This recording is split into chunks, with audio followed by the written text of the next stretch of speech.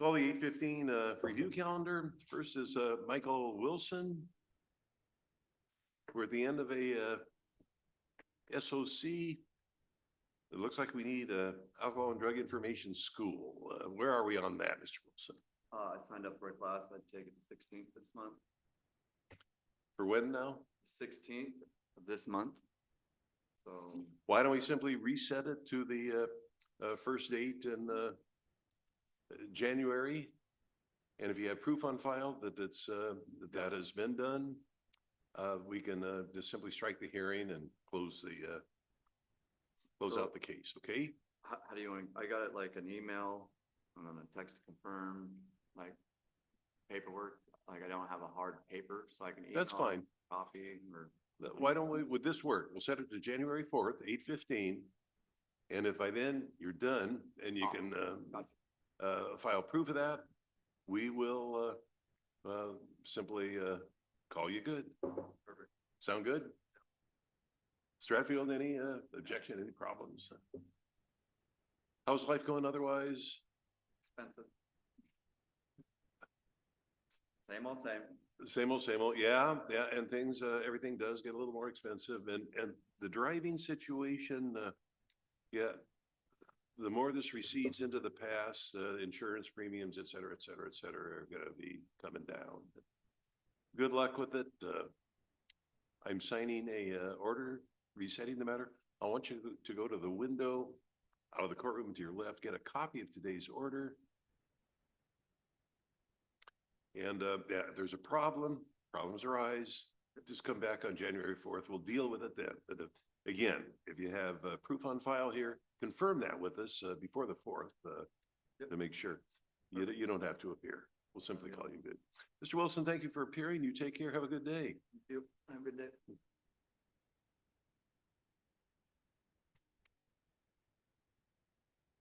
Billy Joe Cecil in the courtroom. How about Marvin Dart? Mr. Dart, how's life treating you? So we are back here again. It looks like you were discharged from treatment. Where are we? I'm getting next Wednesday at 3:30. I have a alcohol assessment with in the Right Step in Lacey. Could you speak up a little bit? Next Wednesday at 3:30, I have an intake appointment at the Right Step in Lacey. That's next Wednesday. Yes. Yeah, and that's I've had this set for a month, but they're busy. And that's to re-engage in treatment. Yes. Who's the appointment with? It is with the Right Step.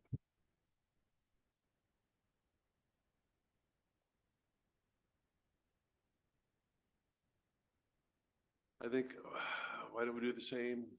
I want you to come in with what you have on January the 4th. Okay. And we'll address it then. Yeah, this is one of the thicker files Yeah. I have. Stratfield, the city have any?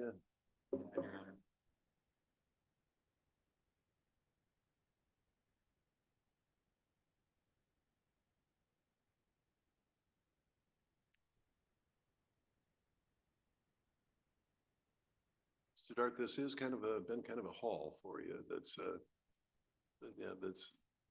we'll work with you as long as you're doing what you can. Yeah, I'm gonna go in there next Wednesday, see what they say, and then start whatever they want me to start. And money is always a big issue in these things.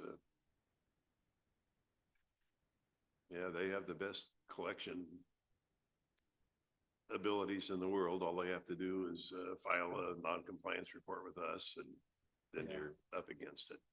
Sign the order, resetting the matter. What I want you to do is get a copy of that at the counter, Mr. Dart, and good luck to you. We'll see you next year. Have a great Christmas and a happy New Year. Yeah, Merry Christmas. Hey, take care of yourself. How about Kiara Devon? Does not answer. Juan Lopez Perez.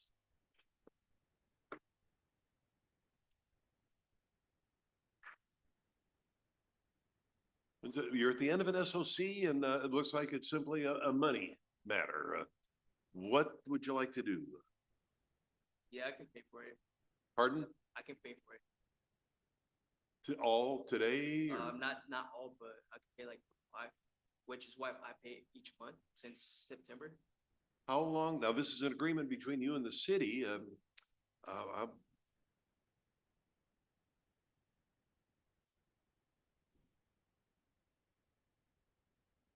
Oh, what's that?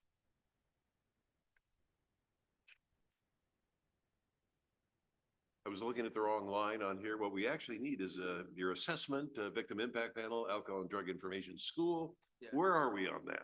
I do have both. I have the, Could you show that to Mr. Ratfield, the prosecutor?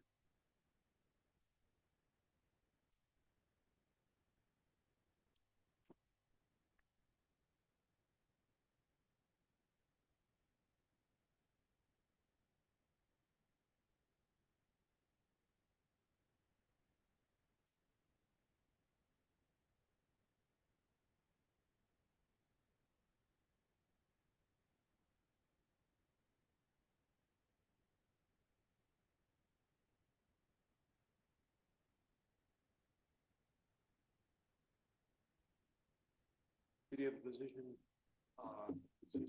View this as being sufficient? Mr. Lopez Perez, we're gonna call this good. Can we keep those or can we get a copy of these? yeah, you can keep those. I have more. Oh, you have, okay, Yeah, I good. have more. We'll have those on file. The important thing here is I don't see any indication that you've reoffended or had any problems. Life's must be going fairly well, I take it. Yeah. I'm gonna wish you the best. You take care of yourself. And you may have heard me say a moment ago, and I will again, the further this recedes into the past, without any new problems, your insurance rates, et cetera, will be coming down. Right. I understand.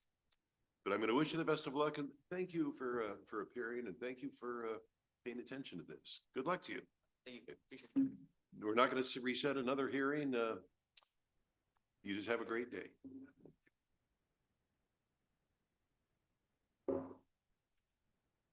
Jontavius McGaskill does not answer.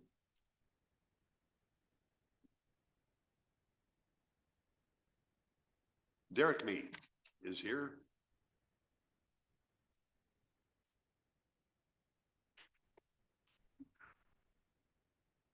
Mr. Mead, this looks like this one is a financial matter. We have an SOC. Pardon? Yeah.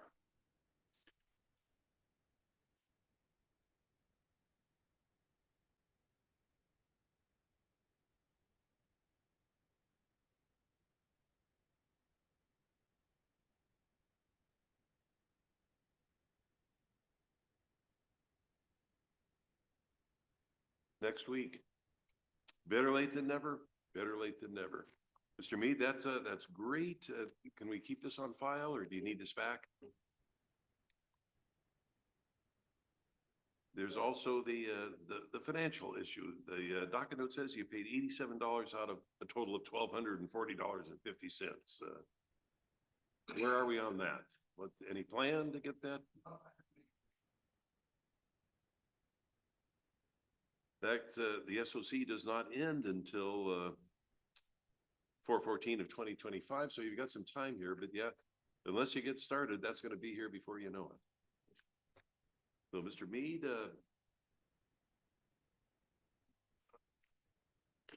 this is December 14th. You ought to have some sort of an evaluation. Why don't we reset this to Mr. Hatfield, do you want to reset this to January 4th? Would be a good idea. Take a look at it then. Yeah, thank you, report.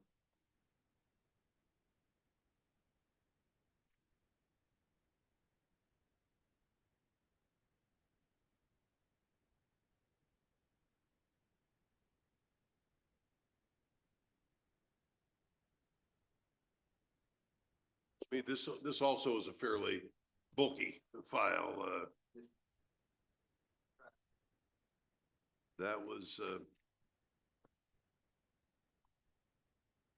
you are making progress. I'd like to see you make more progress in this, but hey, I'm hoping the best you can. You've got some pretty good family help here. Take advantage of it, and I'm signing today's order as we speak.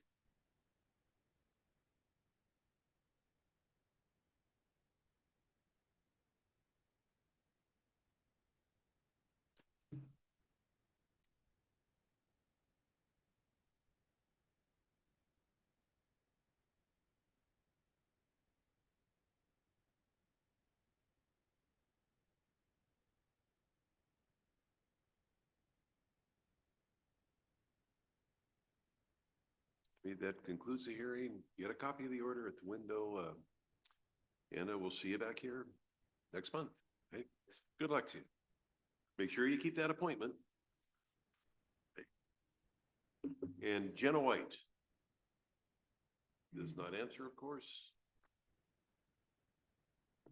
We do have, I guess we can go to the 9 o'clock hearing real quick, since we have, I believe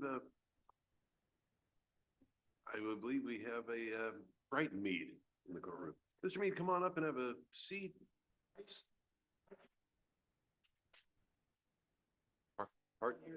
That's right. That's right. You're set for 9 o'clock, and I think, is this just a warrant block hearing or set for a pretrial?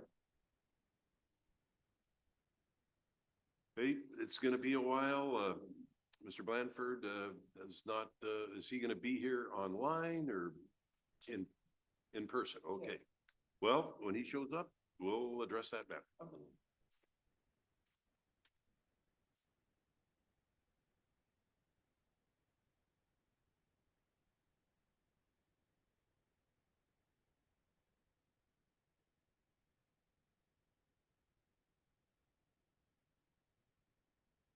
Bradfield, we do have Mr. Rogers, attorney, online. It looks like there's a motion to continue. Should we handle that at this time? Let's call that. Good morning. Call the matter of Yelm versus Austin Rogers. Mr. Stock, you're online. Are you able to hear me? Yes, sir, I am. Good morning, Your Honor. Matt Stock for Mr. Rogers. Okay. I see in the O court a motion to continue to January 18th at 9 o'clock. Is that correct? I'll hear from you. Yes, sir. I'm moving the court for a continuance because we're trying to get Mr. Rogers assessed to improve our negotiating position. City, have any objection? No objection. At the request of the defense, we will reset the matter to January 18th, 9 o'clock. I'm signing an order to that effect at this time. Mr. Stock will send you a copy of today's order, and we'll wish you a happy new year and talk to you next year. All right, thanks. Have a great day. You too. Take care.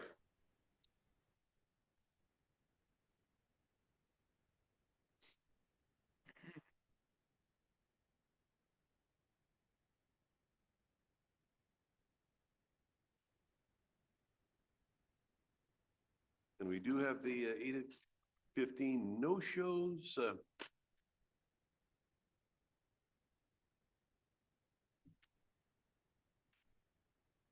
First one to be Billy Joe Cecil. Disorderly conduct, non-compliance.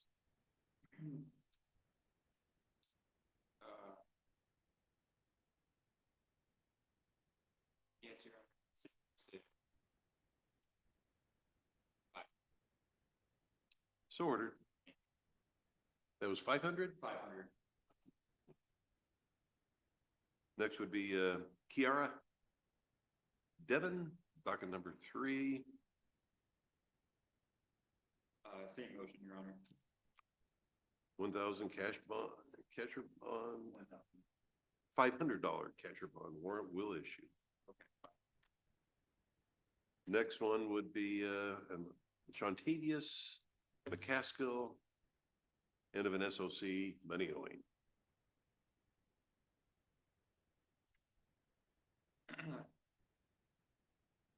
Yes, Your Honor. City moves to issue a warrant. So ordered. And last would be Jenna White. Same motion. 1,000 cash or bond, warrant will issue.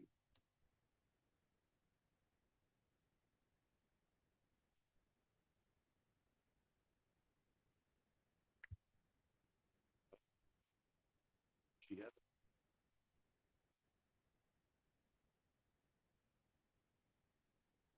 All right, Mr. Haverco, good morning. You're muted. Are you able to hear me?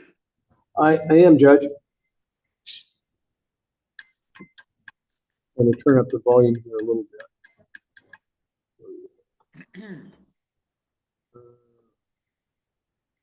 And see, let me turn up the, oh, here we go. Let's turn up the volume a little bit.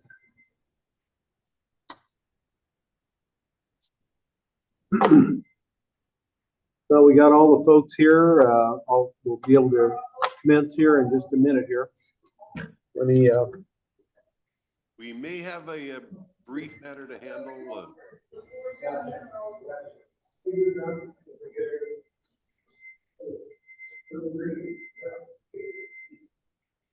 Mr. Hatfield, you want to, before we do the in-custodies? Oh, that'd be great. Although, that's taking the time. see the chair.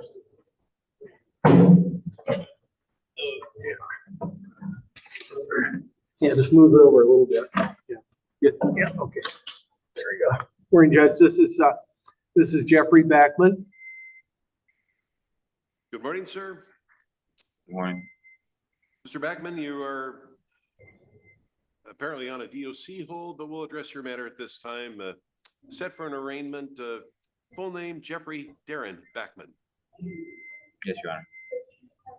Citation alleges that on or about August 20th of 2023, you committed the offenses of criminal trespass first degree and theft third degree. Both gross misdemeanors. The maximum penalty on conviction would be 364 days in jail and or a $5,000 fine. I'm going to appoint Mr. Haverco to represent you in this matter. Mr. Haverco. Thank you, Judge. So the matter comes on for arraignment. He understands that an arraignment, he would be read the charge in open court. The elements the city would have to be proved, the maxims that could be imposed. Could enter a not guilty plea, set the matter for trial if he wanted. He would like to waive arraignment and proceed with a plea. I had an opportunity to review the police reports, the evidence available to the city with him. Based on that, he would like to waive arraignment and proceed with a plea. I prepared a statement of defendant on plea of guilty for him, and I reviewed that with him. He's going to plead to the theft charge. On the court's acceptance of the plea, the city will move to dismiss count one criminal trespass in the first degree. Mr. Backman, do you disagree with anything at all Mr. Haverco just said? No, Your Honor. I'm looking at a statement of defendant on plea of guilty to one count of theft in the third degree, together with a dismissal of a criminal trespass first degree charge. You understand that? Yes, Your Honor. Plea form tells me you're 40 years of age. Any problem understanding the plea process with your attorney? No, Your Honor. If I accept the plea, you give up the rights contained in paragraph 5, no trial, no appeal, simply a sentencing which could be up to the maximum you were advised of earlier, should I see fit to do so. You realize Yes, Your Honor. Yes, Your Honor. as to one count of theft in the third degree alleged to have occurred within the city of Yelm on August 20th, 2023, how do you plead, guilty or not guilty? Guilty, Your Honor. Make that plea of your own free will. Yes, Your Honor. Anybody make any threats or promises to you to make? No, Your Honor. Find the plea to be freely, knowingly, and voluntarily made, and your statement does satisfy the factual elements of the offense. The recommended sentence is 364 days in jail, but all suspended on the condition you have law-abiding behavior. Is that correct? Yes, That's correct. Mr. Haverco, anything to add? Nothing to add. It's an agreed recommendation. He is indigent, so the city wasn't asking for any court fees. Okay. Mr. Hatfield, anything to add on behalf of the city? Mr. Backman, anything you'd like me to know? Now's the time if you have anything to say. You don't have to say anything. no, Your Honor. I'm just trying to get this ahead of me, or behind me, so I can go to Res Delta and go to treatment in January 4th. So we get ahead get my life on a better place. Beckman, all I can do is advise you to, the keys to the jailhouse are pretty much in your pocket, whether you're back or not is kind of up to you. That's what I'm hoping is remain offense free. I'm going to follow the recommendation. All jail times 364 suspended on the condition of simple law abiding behavior. No fine. Mr. Beckman, that concludes the matter. I'm going to wish you the best of luck. You take care of yourself. And again, whether you come back to jail or not is up to you. Good luck. Yes, Your Honor. Thank you, Aaron.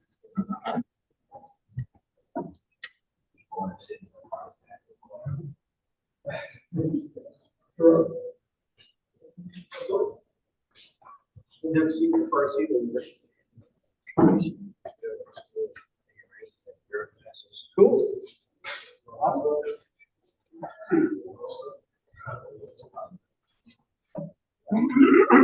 Morning, Judge. This is Troy Shutter. Mr. Shutter, good morning. Good morning, sir. Full name Troy A. Shutter. Yes, sir. You're here for an arraignment. I assume your attorney has told you what that is involved with. Yes, sir. I'm going to appoint Mr. Haverco to represent you in this matter, and I'll turn to him for the status of the. Thank you, Your Honor. So yeah, the matter comes on for an arraignment this morning. I've had an opportunity to discuss what an arraignment is and also the police reports with Mr. Shutter. He understands that in an arraignment, he would be entitled to be read to him the elements of the charge that he's charged with, the elements that the city would have to prove, the maximum that could be imposed. He understands that. He also understands his constitutional rights as well. Pursuant to that and pursuant to reviewing the police reports, he'd like to waive arraignment rather and proceed with a plea. We did talk about the evidence, and he did agree that based on the evidence available to the city, that he did want to enter a plea. He did mention to me that he did not have any actual recall of the events, probably because of the use of some controlled substances at the time, and it's been some time ago. So I explained to him what an Alford plea is, and he agrees that if the matter were to go to trial, whether in front of a jury or a judge, and given the evidence available to the city that would be presented along with any evidence that Mr. Shutter might offer as well, that there's a high likelihood that upon hearing that evidence again, or a judge or jury would enter a finding of guilt. Pursuant to that, he also wants to take advantage of the city's plea offer as well. Judge, do you disagree with anything at all that Mr. Haverco just said? No, sir. I am looking at a statement of defendant on plea of guilty to 1 count of theft in the 3rd degree. Form tells me you're 49 years of age. Any problem at all reading, understanding the plea process with No, sir. You've gone over it with your attorney? Yes, sir. If I accept the plea, you give up the rights contained in paragraph 5, no trial, no appeal, simply a sentencing, which could be up to 364 days in jail and or a $5,000 fine. That being the maximum. You realize that? Yes. Yes, sir. With that in mind, with regard to 1 count of theft in the 3rd degree, alleged to have occurred within the city of Yelm on October 6, 2020, how do you plead guilty or not guilty? Guilty. You make that plea of your own free will. Yes, sir. Anybody make any threats or promises to you to make you plead guilty? No, sir. I'll find the plea to be freely, knowingly, and voluntarily made. Now, I did, when we spoke on the phone back on November 27th, I did review the probable cause statement, and I do find there's a sufficient factual basis for the entry of the plea. Mr. Haverco indicated that he's discussed with you what an Alford plea is. Anything you don't understand about that, or do you have any questions about that? No, sir. I will accept the plea and enter a finding of guilt on the charge. The recommended sentence is 364 days in custody, all suspended on the condition you have law-abiding behavior. Further? Nothing further, Your Honor. Mr. Haverko, how about you? Anything further? Nothing further, Your Honor. Mr. Shutter, it's your turn. If you like me to know anything, now's the time. Yes, sir. The time I've been here, I've completed like 5 classes in anger management, and 4 drug classes. I got the completion papers, all of them right here. Drug class. This is another drug class. This is anger management. I took it completion. This is another one. 150 years since the war, communication skills, how to talk to people the right way. And I completed all this time I've been here, so I haven't been wasting my time in jail. I've been trying to better myself. Signed up. I'm on a MAP program now, and I'm waiting on a bed to go to rehab. So I'm trying to get my life together. And so I'm not wasting my time. I'm locked up. I'm trying to do everything I can. So when I get out, I have a house of people who want to come talk to me. So when I get out, I won't be homeless. So just trying to value my time in a positive way now instead of just laying around just waiting, sir. It's always great to see that somebody's been proactive, realize, hey, there's an issue here I got to deal with, and dealt with it. Yes, sir. And, you know, it doesn't go, the problems never go away. They're always there, waiting to Sure. bounce back out and grab you again. Yes, sir. Learned that in what you've done there at the while you're in custody. I'm going to guess that but for substance abuse, self-medicated issues, that I wouldn't be talking to you at all. It sounds like, and it's fairly clear from the police report that this was a very drug-related, and I can understand why you wouldn't. Yes, sir. Against it. I'm going to wish you the best of luck. Thank you, sir. All jail time suspended on the condition of simple law-abiding behavior. I'm not going to order you to. I'm sure DOC is taking care of this, but I'm going to strongly recommend that you just follow through with any aftercare. That's very important. Yes, sir. I am. I signed up for aftercare when I get out of rehab for the first 6 months. I go to like meetings. I go to trauma therapy. I got PTSD. So I'm getting all that lined out before I get out. So actually, it's been actually a blessing to me being locked up this time around. Trauma therapy is that's just part of life. And that's, you know, that's one of the facts of life, is we don't have a lot of control over the grief and the tragedies that befall us. Our only control is how we handle it, how we deal with it. I'm going to encourage you to, follow through with the therapy that you're involved in. Very necessary. But I'm going to wish you the best of luck. You take care of yourself. Thank you, sir. Thank you. Appreciate it. Thank you for the work that you've done. Thank you. Appreciate it, man.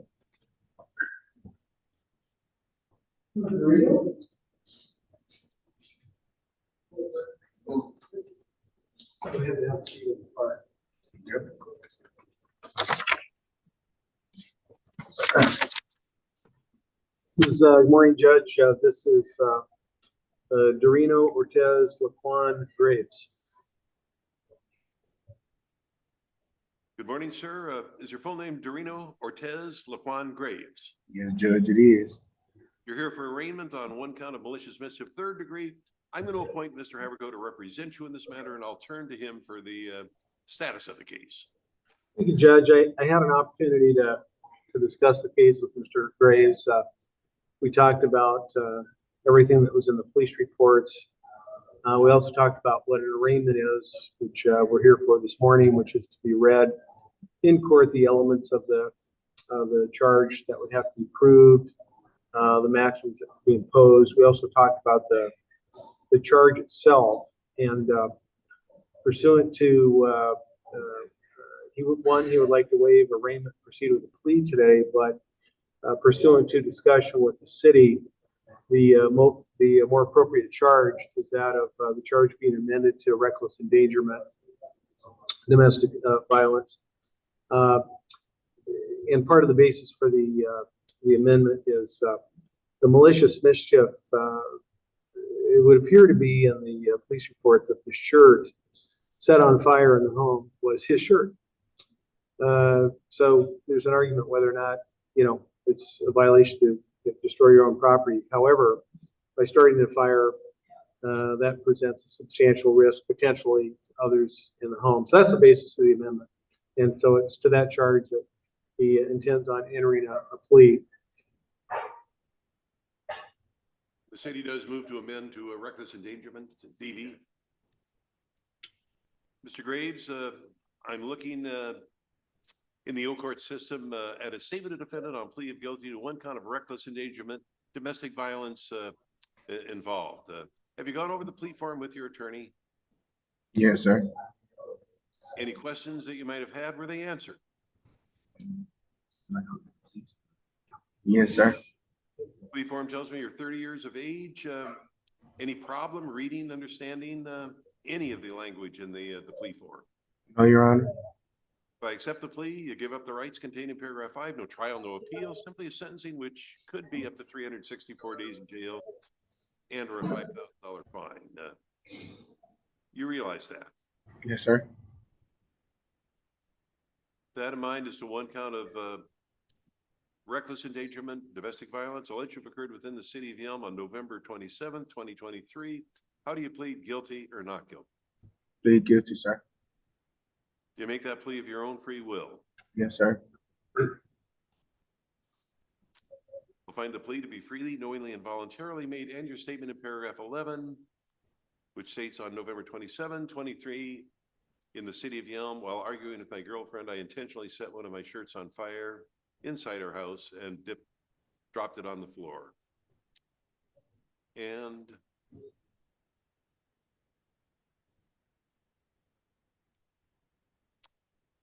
walked away, intentionally letting it continue to burn. This created a substantial risk of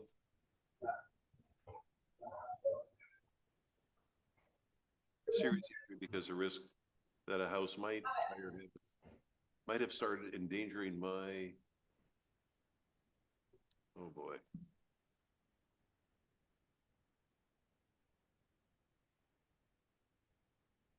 Donnie, I'm gonna need your help here.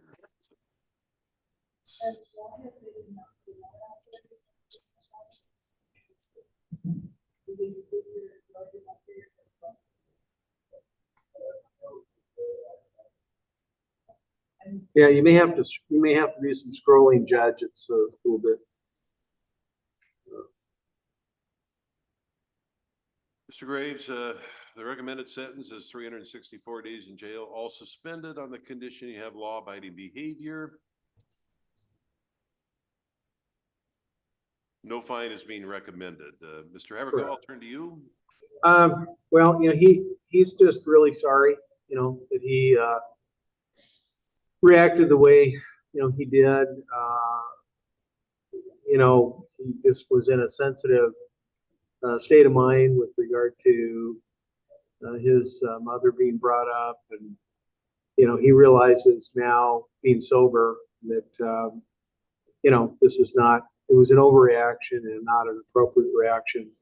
And I'm sure he would echo those same statements as well, based on my conversation with him. He's quite sorry about that. He would like to return home and repair things. I saw in Oak Courts there was a proposed no contact order. I guess I would ask the court to not impose a no contact order. He'd like to return home, and would ask that instead the court just impose a sentence condition of no hostile contact. And he'd like to be released and get on with his life, Judge.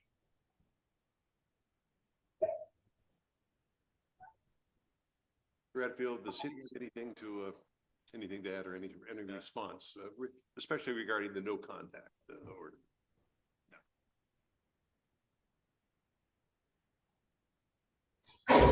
I've heard the statements of yourself, your counsel, and the city. Is there anything you'd like to tell me? Now's the time. You don't have to say anything, but if there's anything you'd like me to know, now's the time to do so. Yes, Judge, I would just like to say that I know that I was wrong and what I did was wrong, and the way I reacted was wrong. I was totally intoxicated at the time, and me losing my mother was still a sensitive thing for me because my whole life my mother was all that I had growing up. I grew up without a father, so it was always just me and my mother. So sometimes when her name is mentioned in horrible ways, it turns me into a rage. But I understand that I was wrong, and I know that it was the wrong thing for me to do, and I'm sincerely sorry. And while I've been here, I took an anger management course. I have my certificate right here, and I would just like to return home, Your Honor. And I know that what I did was wrong.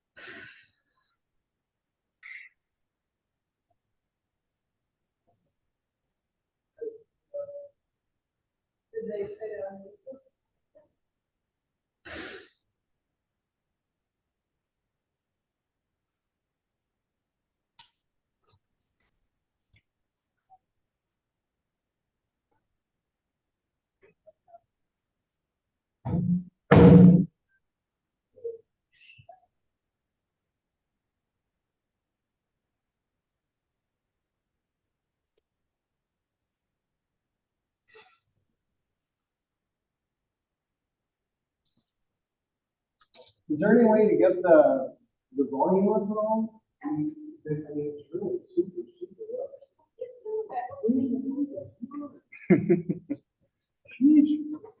I turned that one all the way up and then I turned the speaker control up and it's just super faint.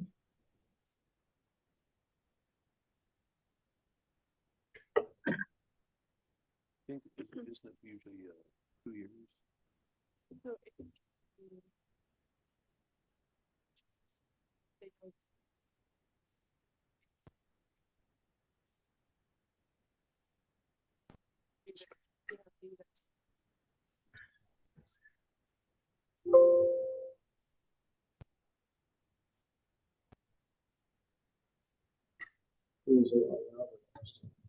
It would, we're trying to figure out why it's not. Do we have two speakers before? No? No, sir. Okay, I'm gonna call in when this rings, answer it, and it'll be the sound on my. It's magic, don't worry about it. Do I need the answer? When it rings, just press the speaker button. Oh, okay. Okay.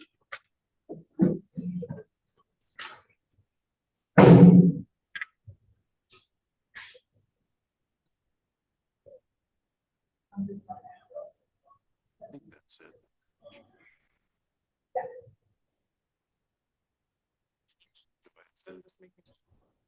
2 years from today, that'll. We're not getting any sound right now, Judge. She's gonna hook us over to like the speaker on the phone or something.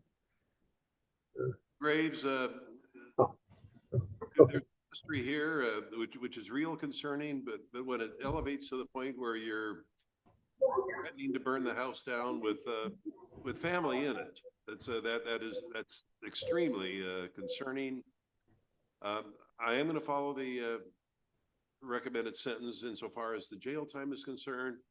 364 days in jail, all suspended on the condition you have law-abiding behavior. If you come back, you're certainly going to get credit for any time you've already served on the case. I am going to enter a post-conviction no contact order with Kia Brantley.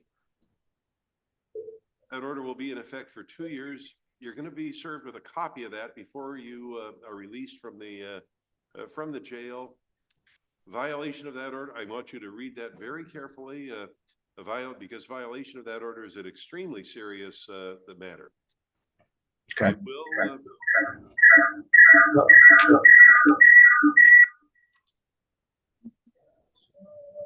I would review the order once I get a full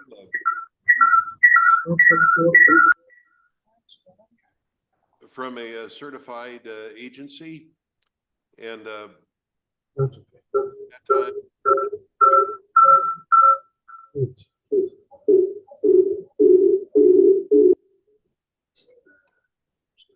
and get a recommendation, the no contact order be lifted.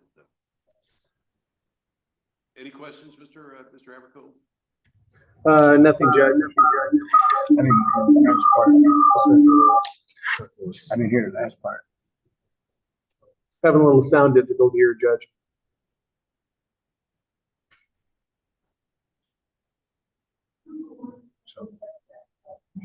So the court imposed credit for time served, but did impose a post-conviction no contact order. So am I getting now? Yeah, you are getting it. Okay, thank you. The order, but yes, a copy of that will be sent to the jail together with the JNS authorizing release. All right, okay, thank you, Judge. Mr. Graves, you have quite a history here. Whether that history continues to be written, and the way it continues to be written is up to one person, and that's you. But I'm suggesting that you take whatever steps you feel is necessary to make sure you don't find yourself up back in the same position. Good luck to you. Yes, sir. Thank you, Judge. Thank you. Thanks, Judge. Thank you. Sorry about the order.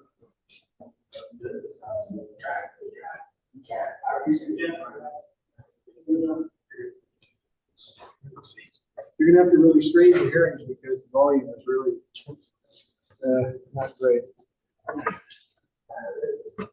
Morning, Judge. This is John Benjamin Cassavet.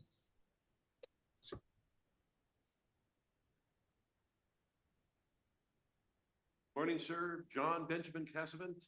Yes, sir. Cassavant,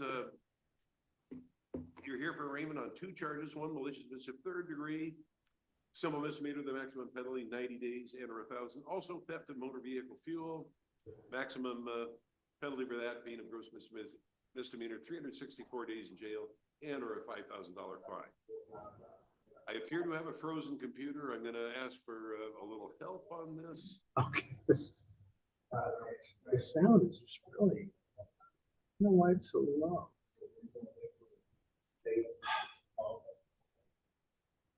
Okay. I know, but it's. Audios.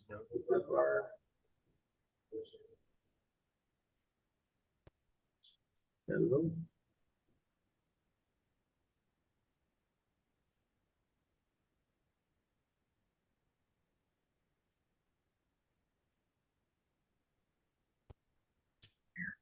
No, I know. It's already.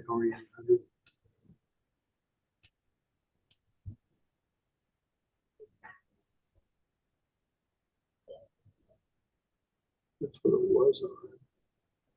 So this one.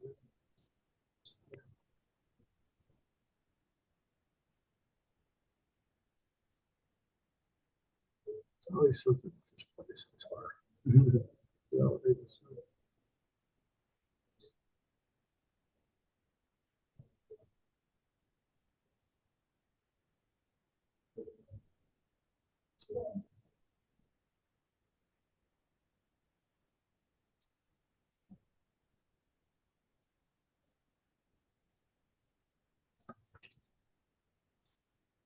Yeah, I gotta try to think about you to, how long do you take for the paperwork to come in? It's pretty quick. Gravico, ready to proceed. I'm appointing you to represent Mr. Cassavant. Thank you, Judge. The matter comes on this morning for an arraignment, originally on a malicious mischief third degree and a theft of motor vehicle fuel.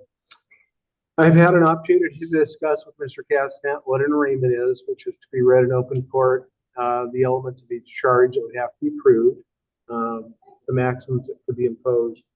Also had an opportunity to review the police reports with Mr. Cassavant, and based on that, he would like to waive arraignment and proceed with a plea this morning, and that would be a plea to count one malicious mischief and plea to count two amended to theft in the third degree, amended from theft of a motor vehicle fuel to theft.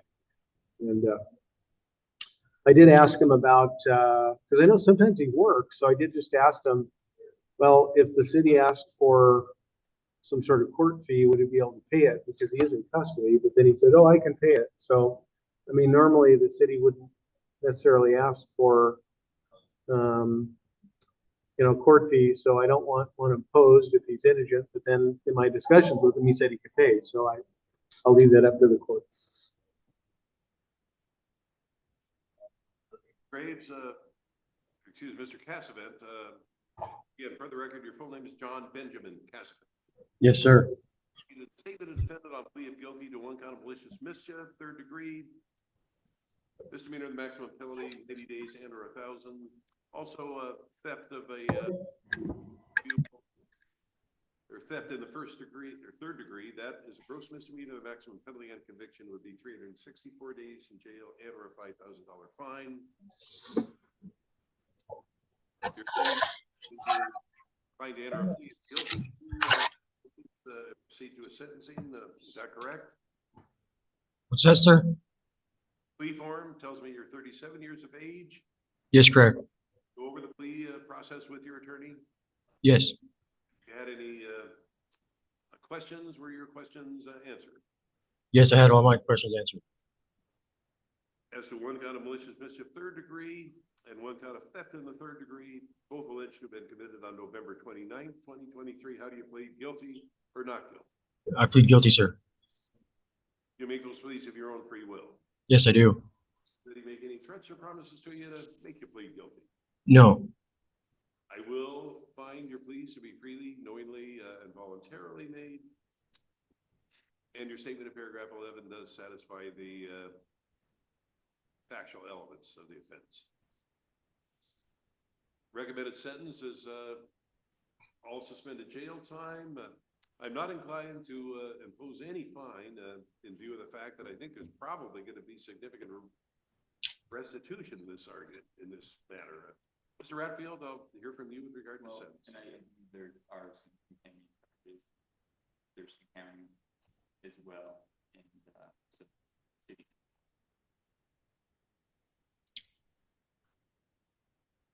Mr. Cassavant, it's problematic to me that you, instead of siphoning gas out, which is bad enough, you chose to drill out the tank, the gasoline tank, which A, renders the vehicle inoperable, and B, is probably costs, I'm guessing hundreds of, if not thousands of dollars to repair. I don't know. But suppose that truck was needed for a urgent job of some kind. Suppose it was just not available at all. Suppose it was not insurance. Is there anything you'd like to tell me? Yes, sir. I was just trying to get home. I'm sorry for what I did. I wasn't thinking. I wasn't in the right state of mind. I was just trying to get to my house. It's maybe time. I think you've been into this court. I think we're up into double figures. The number of times I've had you here. Mr. Ratfield tells me you've got a pretty serious felony charge in the works, pending as well. Unless you make some significant changes in your life, things are going to go on as they have been for a number of years. Yeah, I'm going to residential DOSA. I'm going to follow the recommendation, all jail time suspended on the condition you have law-abiding behavior. 30 days or 90 days on malicious mischief, 364 days on theft in the third degree, all suspended on the condition you have law-abiding behavior. And good luck with your superior court. Okay? Thank you, sir. Thank you.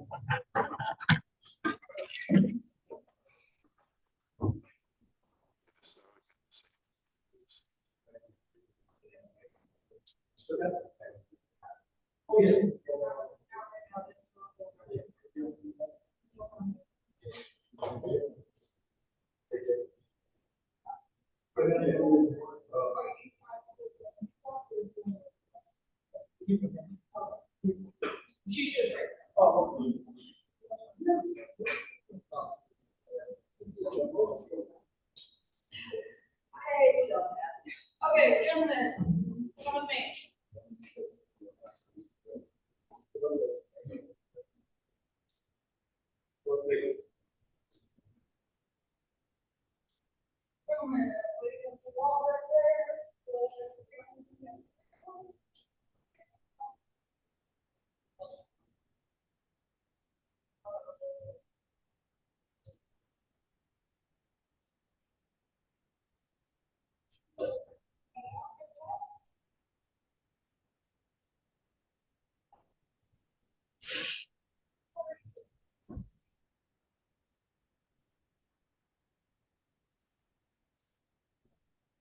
Same thing. Get locked up again. Judge, they're gonna be bringing out Ms. Morgan in just a I've a got a minute. locked up computer. We're dealing with Oh. that. Won't be able to take that for a moment anyway. Oh, okay. Are you down? Pretty good. There's a few right there. Coming up.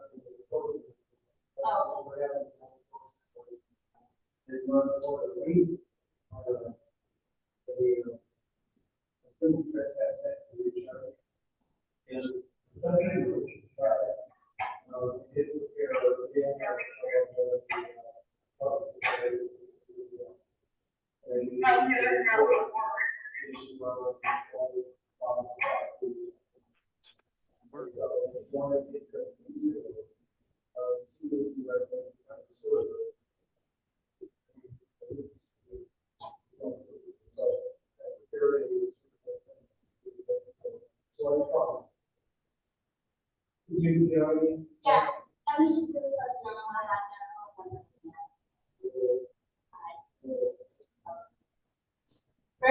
Sure.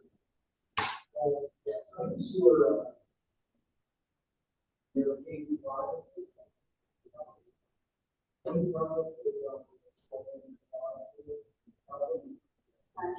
Yeah, that is a part of like a problem. I see.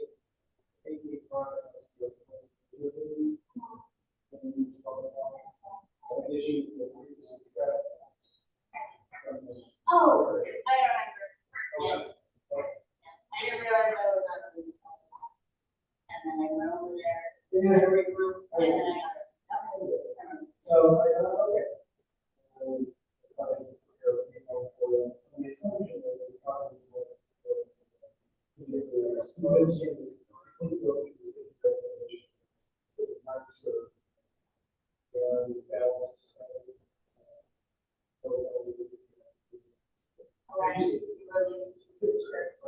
Okay, so, this kind of case is not, it's the same to, I do, I already have,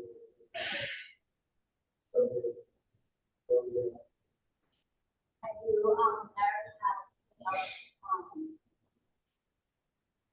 I have a, deal on, this was really prior to this, as far as, yeah, because I haven't been able to recall my work like this.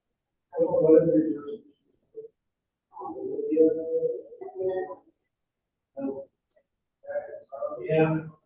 Thinking about that. But at least.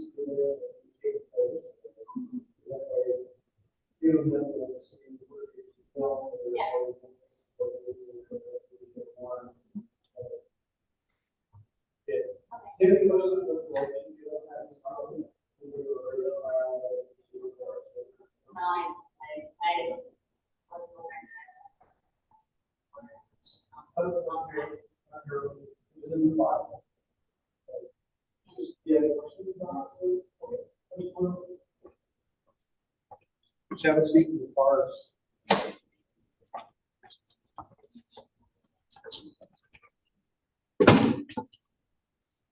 Did Your Honor get the computer, get the computer going? We're back in business. Okay. Yelm versus Tana Marie Morgan. Good morning, ma'am. Is that your phone? Morning. Correctly? Yes, yes. I'm going to appoint Mr. Haverco to represent you in this matter, and he'll enter a plea on your behalf or advise me if he wants to proceed. Well, thanks, Judge. So yeah, this is Tana Marie Morgan, comes on before the court this morning for an arraignment on a criminal trespass second degree charge. I've had an opportunity to talk about the police reports, what the evidence is with her. She understands, what an arraignment is, which is to be read, the charge in open court, the elements would have to be proved, the maximums that could be imposed. She understands that. With all of that in mind, she'd like the waiver arraignment proceed with a plea of guilty to the charge of criminal trespass, second degree. City was just going to recommend all suspended time, 90 days in jail, all suspended.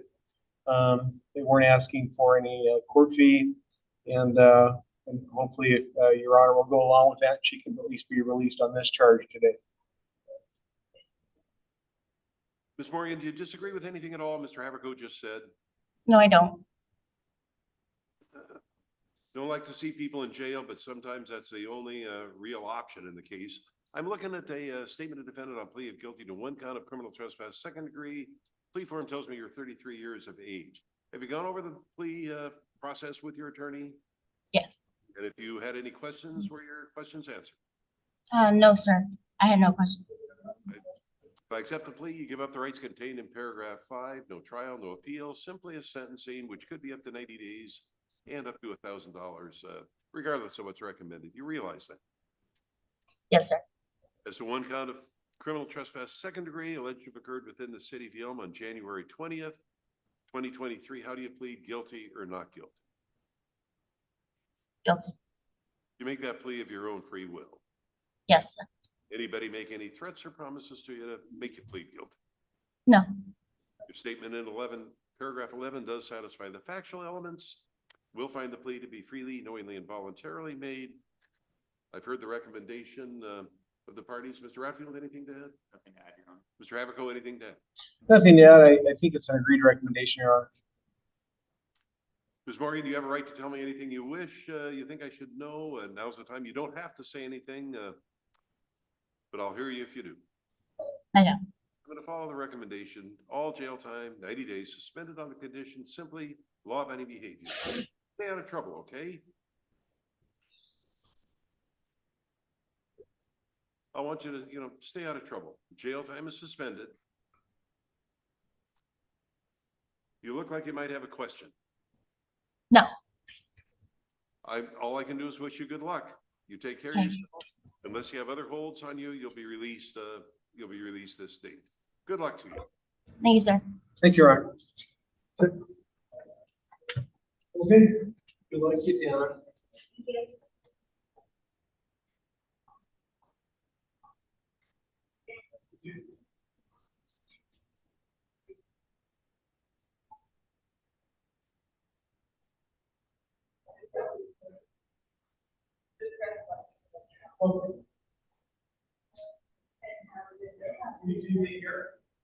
You now address the matter of Yelm versus Brighton Mead.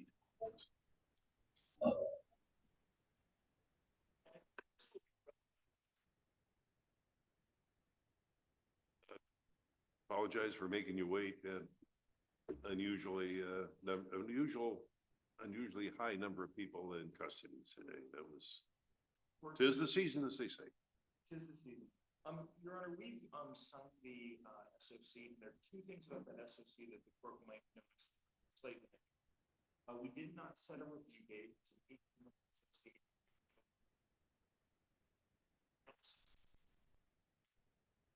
did not do a speedy trial waiver. Defendant understands that he's waiving a speedy trial and that would start at the next hearing, which is probably in about 18 months. But rather than fill it out and get clunky when we made a mistake, we thought we'd just explain that to the court and then we could set a date and a speedy trial waiver, assuming the court accepts the agreement. And that being said, Your Honor, I'm ready. Mr. Redfield, anything to add? No, I am nothing to looking add. at the SOC form in the O-Court system, which has not been utterly cooperative with me thus far today. It can get cranky. Your Honor. And it has, and I'm trying to keep from getting cranky myself. I meant the system. Oh, gosh, yes. And Your Honor, we went over that SOC form in detail. He understands the rights he's giving up, the obligations he's taking on. There was one thing that the prosecutor brought to my attention, although I don't think it's a key. He's currently required to have an interlock in this bar. He's also under this agreement required to have prosecutor just wanted to be abundantly clear. He's required to follow.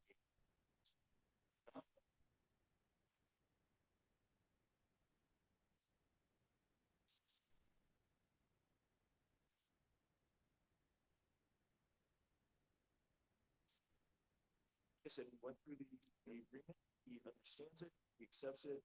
I was very clear to him that he's giving up a ton of rights, and the only way this makes sense is if he's confident with this agreement. He told me he was absolutely confident. Mr. Mead, for the record, your full name is Brighton Lee Mead. It is. Is it? Have you, do you disagree with anything at all your attorney has just said? No, Your Honor. He's worked out a contract between you and the city, under the terms of which, serious charge of DUI, which in my opinion is worse than, upon conviction than a lot of felonies, get reduced to a much less serious charge of, reckless driving. Right. And that'll happen in 18 months if you abide by the conditions that are set forth in the order. The most important one to me, again, is no criminal law violations. And as your attorney indicated, that would include abiding by the dictates of the Department of Licensing and their infinite wisdom. There's some other requirements. One that you get a DUI victim impact panel and file proof within 90 days. Customarily, we don't set review hearings just to drag you in here. We only set them if there is an issue with the thing. You're being given 90 days to do the victim impact panel. If I'm assuming that you'll get that on file, and if not, you're going to get a notice to be back here in time. Okay. Now, in return for this agreement, I'm hoping you take advantage of it. Yes. You've given up a number of rights. That's a right to go to trial, a right to have witnesses, all the rights that are specified in the agreement. And that includes the speedy trial, which that's sort of put in abeyance for a period of 18 months. Mr. Mead, the good news is you're here. You know, you've got a good resolution of the matter for which you need to thank your attorney. I've dealt with a lot of cases and read about a lot of cases where the outcome wasn't so good because the person never appeared in court because they were dead, or they're in a superior court having killed somebody. That's the risk you run when you are under the influence of something you shouldn't be under the influence of and are operating a motor vehicle at the same time. Right. I'm going to wish you the best of luck. I'm going to approve of the agreement, but again, it's a contract between yourself and the city. I'm really just kind of an arbiter in the thing. And I hope we don't go there. Right. Your attorney's put you in a great position. Yes. Whether you take advantage of that position is up to one person, and I'm looking at them right now. Absolutely. You've had your issues. I'm hoping that we'll see a significant turnaround here. Alcohol and Drug Information School, hopefully that is something you can learn from. Yeah. Do you have any questions at all? No, Your Honor. All I can do is wish you the best of luck. You take care of yourself, and you may have heard in custody. I don't know the percentage, but very healthy. Above 90% of the people that are in custody because of substance issues of one kind or another. Right. Don't go there. Right. Please, just don't go there. I won't. Mr. Blanford, any clarifications needed? Any questions? The only clarification, I just wanted to make sure, Your Honor, I wanted the defendant to understand that you are not in control of the DOL. You kind of made a comment. I want to make sure he's understanding. Department of Licensing makes our decision. We're not making a decision.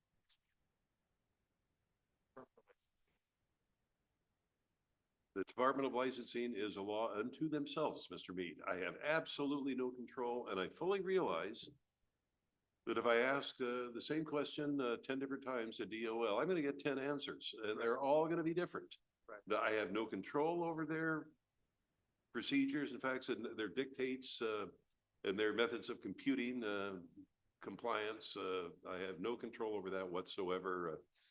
I try to not to get at all frustrated on that. It is the way they do things, and Yeah. that's the way it is. Okay. Any questions at all? No, sir. Good luck to you. I'm hoping that 18 months from now, we'll be able to reduce this charge to a much less serious Yes. charge of reckless driving. Good luck to you. Thank you. Thank you, Aaron.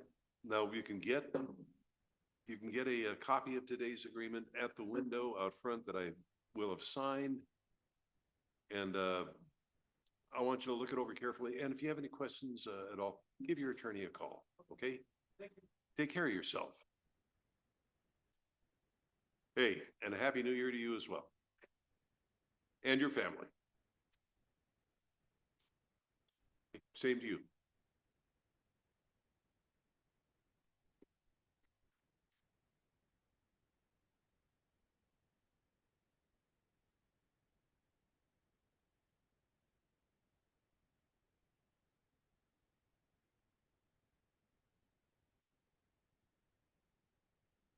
Lou Florence.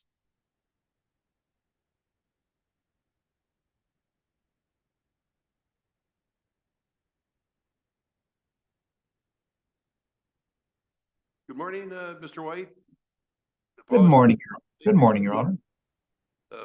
We'll call your matter now. So I'm looking at a motion to continue in the O court system. I'll turn to you. Yes, Your Honor. I'm James White, appearing on behalf of Florence. Do I have those backwards? I think I have those backwards. I think it's Lou Florence. And we are new to the case, as you can tell, since I am confusing my client's name. And for that reason, we're still getting oriented on the discovery, figuring out what we're doing with the prosecution. So we're asking to continue. I do have his express permission to appear on his behalf and to waive his speedy trial. I think we're asking for January 18 to come back. That's what's in the form. City, have any problem with that? No objection. City. Mr. White, I'm signing off on the order. We'll send you a copy of it. We're resetting the matter to January 18th. We'll be sending you a copy of the order as soon as we're out of court. Thank you, Your Honor. I think I have a hearing with you on the next calendar for an entry of a plea, so I'll see you in a little while. When we get to that, we'll be back on. Okay.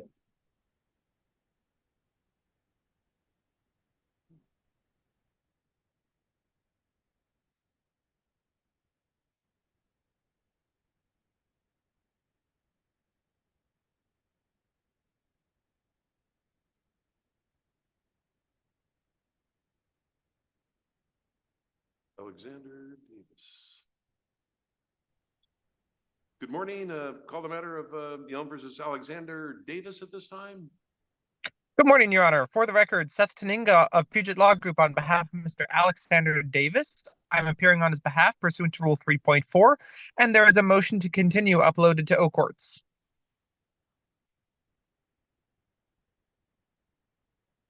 To provide a bit of context, Mr. Davis has an alcohol drug information school scheduled for December 18th. I've been in constant communication with Mr. Davis, and unfortunately, Mr. Davis has not yet filed a release of information, or that paperwork is still getting communicated to my office. So while he says he's completed a victim impact panel and an evaluation, my office has yet to receive it. Otherwise, the prosecuting attorney would have it by now. So do you have any comment? Nothing. You are in touch with your client. We'll reset the matter to January 4th, 9 o'clock, same time, and we'll send you a copy of the order. Mr. Tuinga, any questions? No, Your Honor. Thank you. And you have a happy holidays. And you as well. Take care of yourself. You too. Thank you.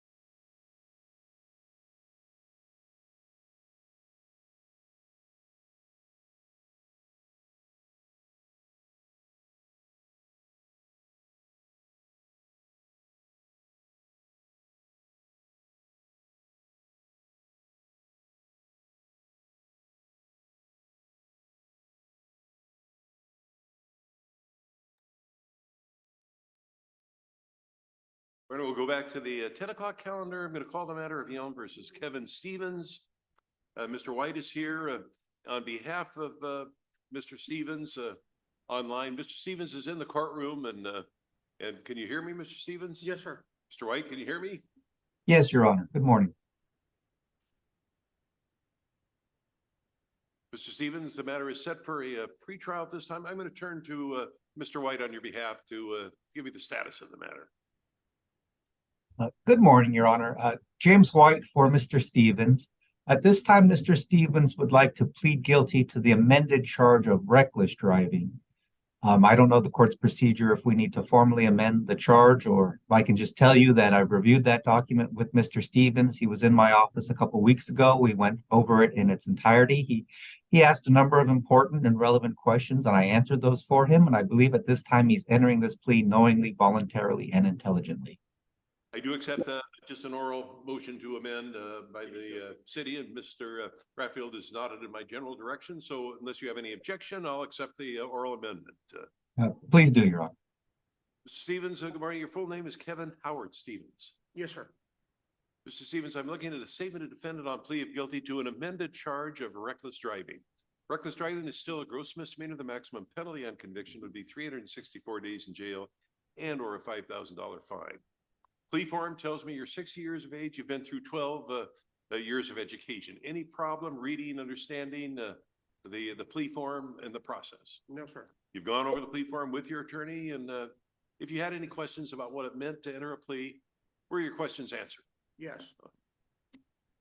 If I accept the plea, you give up the rights contained in paragraph 5 in the form: no trial, no appeal, simply a sentencing, which could be up to the maximum.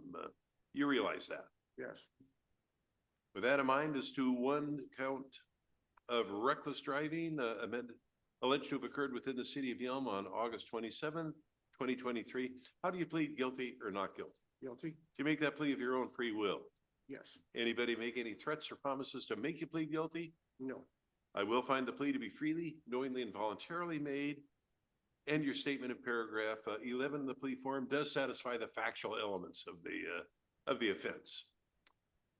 I'll turn to Mr. White for the recommended sentencing. Your Honor, Mr. Stevens has been very nervous about this process, rightfully so, very concerned, very attentive. He knows, and we talked about the fact that you'd be concerned that this is not his first DUI, though it's great that he's managed to go 11 years since his last DUI. But he's been very nervous about that fact. He knows you don't have to follow the agreed recommendation. To put you in a good position to follow the agreed recommendation, he has done everything that he can at this point. He has submitted an alcohol evaluation. He's done the recommended ADIS school. It did suggest a early intervention, relapse prevention program that was 4 months in length, and he has completed that at this point, along with the victims impact panel. So he's hoping that he's shown his good faith that this is not going to happen again by taking care of everything that he could take care of at this point. Thank you, Your Honor. So do you have anything further, Mr. Redfield? Nothing, Your Honor. Mr. Stevens, you have a right to elocution, they call it. You can tell me anything you want. You don't have to say anything. You can simply rely on what your attorney has said. It's up to you. The only thing that I had to say or was going to say was that this treatment this time was different than the last ones. They got a little deeper into what the alcohol was doing. And I completed the courses that was required by my attorney. And that I think that this is the last time that I'll be in this situation. Mr. White, anything further? No, thank you, Your Honor. Mr. Stevens, sometimes we don't learn from mistakes we make the first time, but we better learn at some point. We learn from our history, or we're condemned to repeat it, as they say. It sounds like you have addressed the matter seriously, and you won't be back here again. The good news is you are here. There's the reason for the harsh penalties for the DUI is because of the number of people we kill, including the people that commit the offense. Drinking is a personal choice. Driving is a personal choice and a activity as well. You just can't combine the two in any way, shape, or form. I'm going to follow the recommendation: 364 days in jail, all suspended on the condition they have law-abiding behavior. And I guess there's a recommended fine of, 350, 450?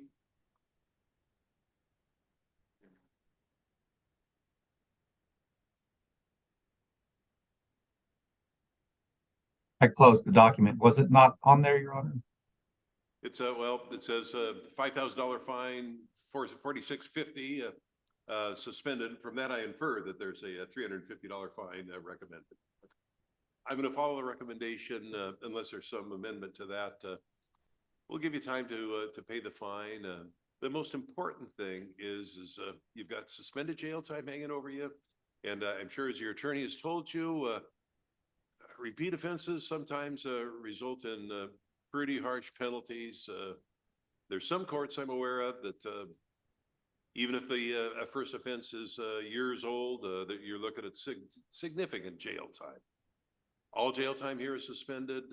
Keep that in mind, and please separate any drinking you do from any driving you do. That's all I ask. Yes, sir. Mr. White, anything further?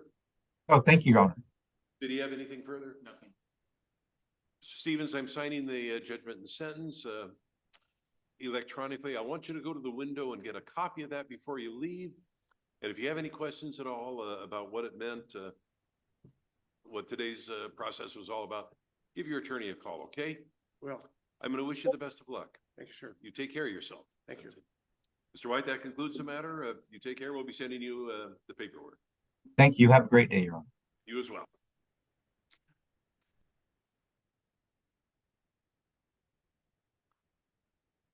Stevens, that concludes the matter. I'm finishing up the paperwork here.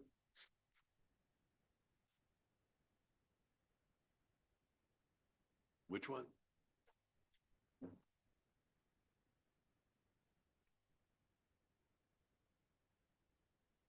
Still. So that.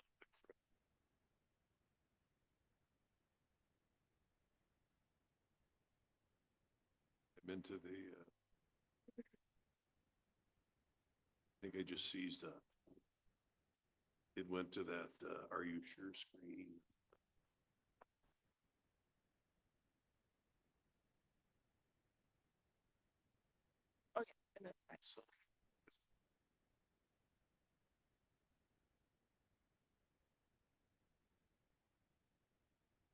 Stevens, again, that concludes the matter. Sign the judgment and sentence. Please get a copy for that at the window before you leave. Good luck to you. Thank you. Take care of yourself.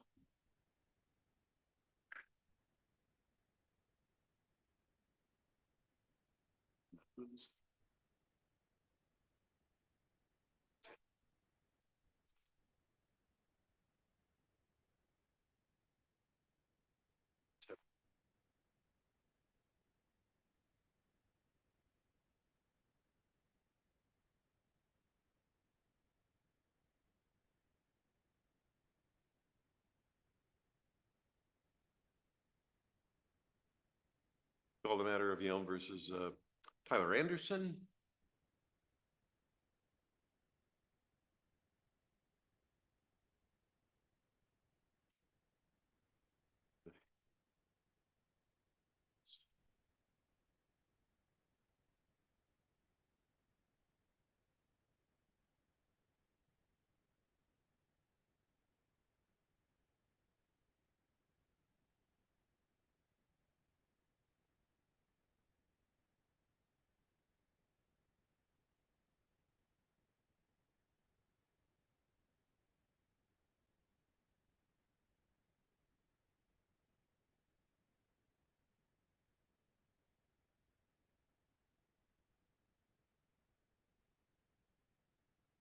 Good morning, Ms. Backus. Going to address the call the matter of Yelm versus Tyler Anderson. Yes, thank you, Your Honor. I have an update for the court.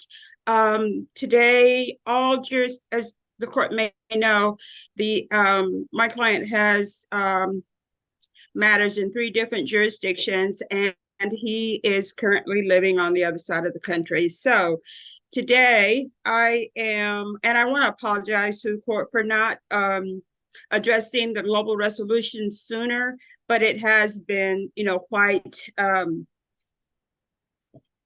we've been through a lot, me and my client. At this time, I will be sending out a proposal for a global resolution to the 3 jurisdictions, and I just need a little bit more time, Your Honor, to get these matters resolved. I believe that my client is going to be able to actually travel up here to address his warrants early next year. And so I am asking for a 1-month continuance to January 4th, so that I can get everything straightened out, or everything, a resolution in place, hopefully, and for my client to travel to Washington to address them. Thank you. I'm well familiar with the process of trying to work out a global with multiple jurisdictions. That's sometimes quite a process. Hearing no objection from the prosecutor, resetting the matter to January 4th. You are in contact with your client. I am, Your Honor, and he's appearing through me this morning. He does not, he's doing well for what he's been, what he's gone through. And actually, he just wants to get this behind him. Glad to hear that. I've signed the order electronically, and we'll be sending you a copy of today's order, resetting the matter to January 4th. Ms. Backus, Thank you so much, Your Honor. Appreciate it. Have a good day. Thank you.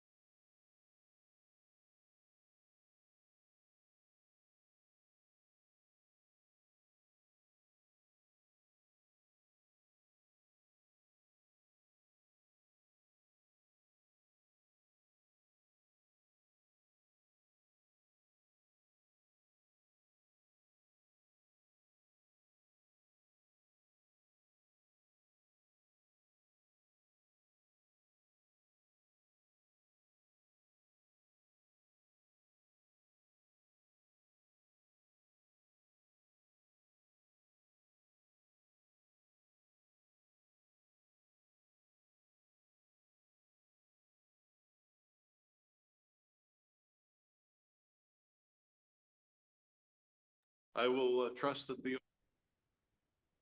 back on record for the pre-trials. Mr. Haverco, I'm going to defer to you for the order in which the cases are called. Okay, thank you. Mr. Buckley, why don't you come on up? Have a seat with me.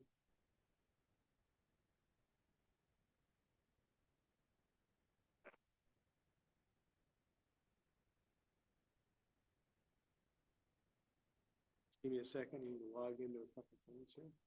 And this is? This is David Arthur Busby. Good morning, sir. Is your full name David Arthur Busby? Good. Call your matter at this time. I'm going to defer to your attorney. Just need to get down this. Computers are sometimes in the system we're on is sometimes Yeah. takes a little time. No, all right.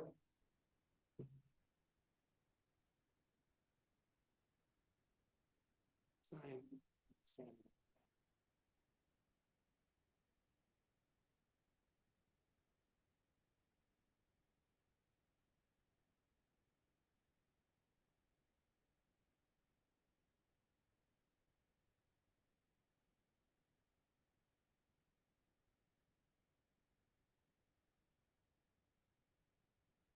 So we're ready on the Busby matters. So he has 3 matters that are coming on before the court for a pretrial hearing. It's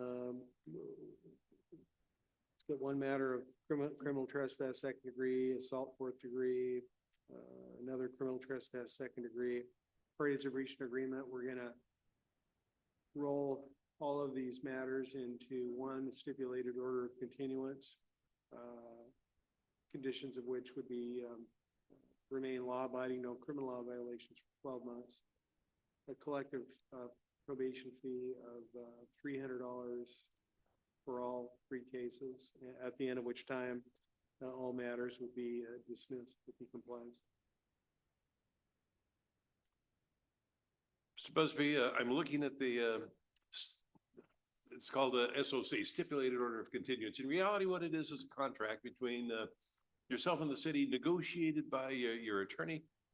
This is for a period of a year. If during the year you stay out of trouble, law-abiding behavior, less importantly, pay a $300 probation fee. Okay. All these charges will be dismissed. Okay. Now, in return for the agreement, you've given up your right to go to trial, have witnesses, appeal, if you want. If there's a violation of the agreement and the city proves that, we'll be back to square one. We'll have a Yeah. hearing based on the police reports. And that would most certainly, almost certainly result in a Real conviction. bad thing. We don't want to go there. No. I'm signing the order approving of it. I want you to get a copy of it as you leave the courtroom and go to your left. Read it over carefully, and if there's any question you have about it, give Mr. Haverco a call. Okay. I'm going to wish you the best of luck. You know, he's put you in a pretty good position here. You can get these charges dismissed, but whether that happens or not is up to one person. Me. That's you. Yeah. Got it. Mr. Busby, I'm going to wish you the best of luck. Thank you for appearing. Thank you for your patience, and you take care of yourself. Thank you. Thank you. Thank you, ma'am. Mr. Kosat?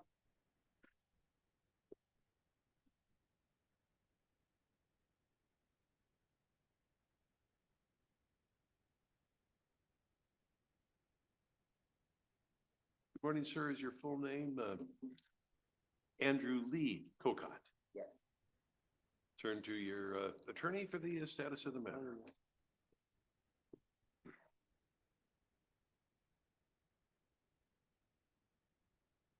Matter comes before the court for a pretrial hearing on a theft charge. Parties have reached an agreement, that being a 3-month stipulated order of continuance, the conditions of which are to remain law-abiding, specifically no new criminal law violations, pay a $100 probation fee, at the end of which time then the city would move to dismiss. Mr. Cocott, disagree with anything at all Mr. Haverco just said? Sure. Once again, I'm going to repeat myself a little bit. You've got a contract with the city. Yours is only for 3 months. Stay out of trouble for 3 months. Pay $100 by way of a fine. Charge will be dismissed. Again, you've given up your rights here to go to trial, have witnesses. If we have a violation and the city proves that, we're back to square one and you're subjecting yourself to up to 364 days in jail. Don't want to go there. Okay? You've got an agreement that's going to get this matter dismissed. It doesn't get any better than that. And it's only for 3 months. Usually it's for a year, sometimes 2. So stay out of trouble. And Mr. Cocott, get a copy of the agreement at the window, read it over carefully, with help if you need it, and give Mr. Haverco a call if you have any questions. Okay. I'm going to wish you the best of luck. We all carry the keys to the jailhouse in our pocket. Keep that in mind, stay out of trouble, and you won't be going back. You have a good one. Thank you. Thank you, ma'am. Mr. Lightcaster here?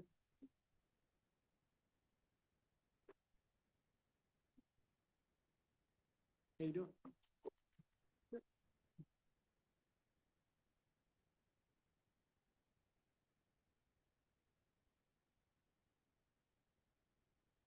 Sign. Got the This is C's Miss- again. That are you sure window showed up. Yep. To what now? Just the beginning. Oh, okay.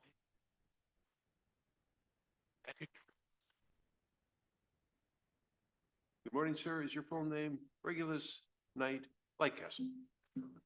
Matter set for a pretrial this day. I'll turn to your attorney for the status of the matter. Mr. Lightcaster has signed a motion for continuance in Oak Courts. He is working on and apparently making some progress in getting relicensed. So he's trying to avoid the suspension penalty of a conviction for Donnie suspended keeps driving. doing it. Back to problems again.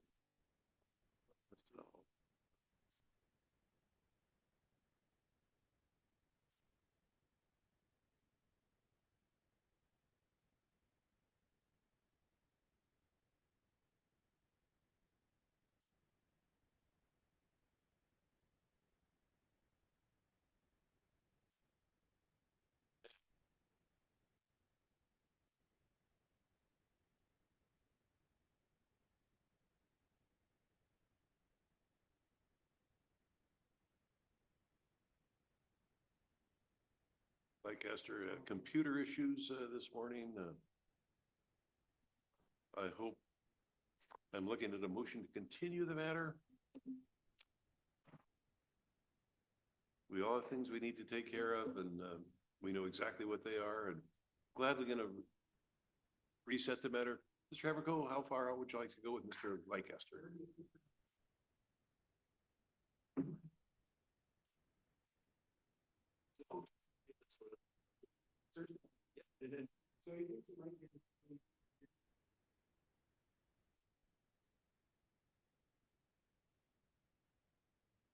I agree. The Department of Licensing sometimes doesn't work as, let's reset it out to, this is December 7th. Let's January 4th or January. Let's give January 4th a try.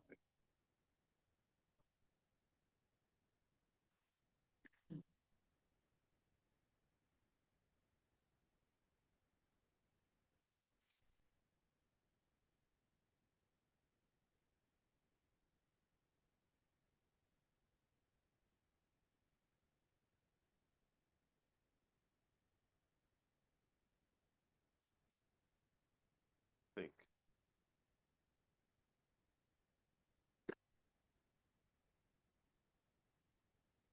So I guess what I want you to do is go to the window, get a copy of today's order. It'll have the court date on it. Stay in touch with Mr. Haverco, and we'll see you back here next year. Good luck. Take care.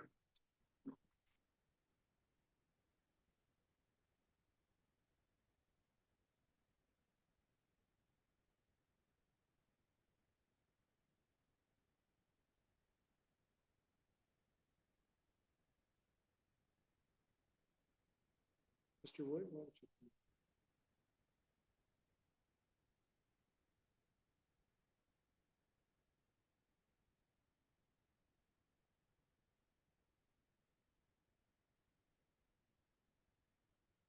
Morning, sir. Are you Kenneth Raymond Wood? Sir.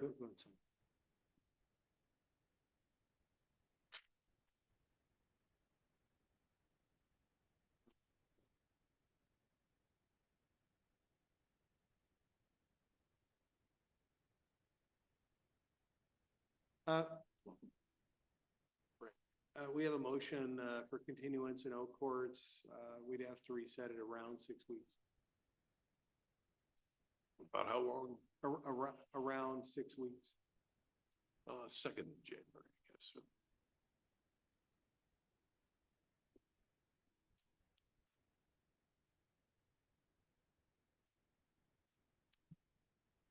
Calendar I have expires at the end of this year, so I'm gonna have to January 18th.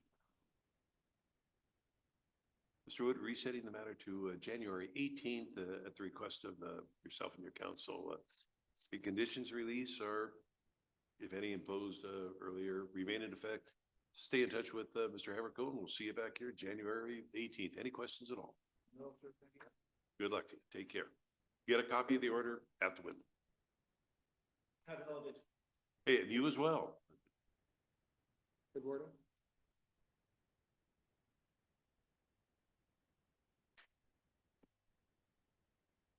One second.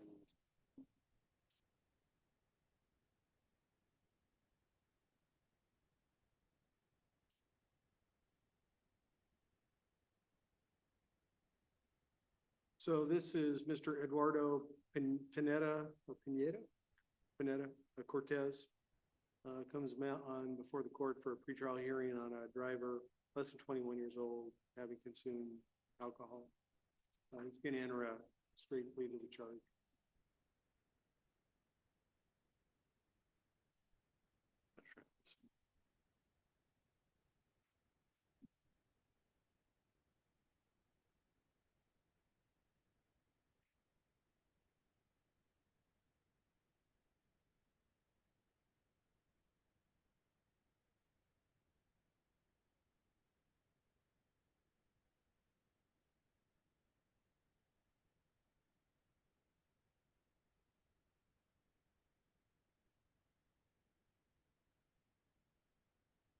Sir, is your full name Eduardo Pineda Cortez? I'll turn to Mr. Haverco for the status of the matter. Thank you, Judge. The matter comes on for a pretrial hearing this morning on the charge of minor, as in someone under 21 years of old, having driven a motor vehicle and having consumed alcohol. He's going to enter a straight plea to that charge.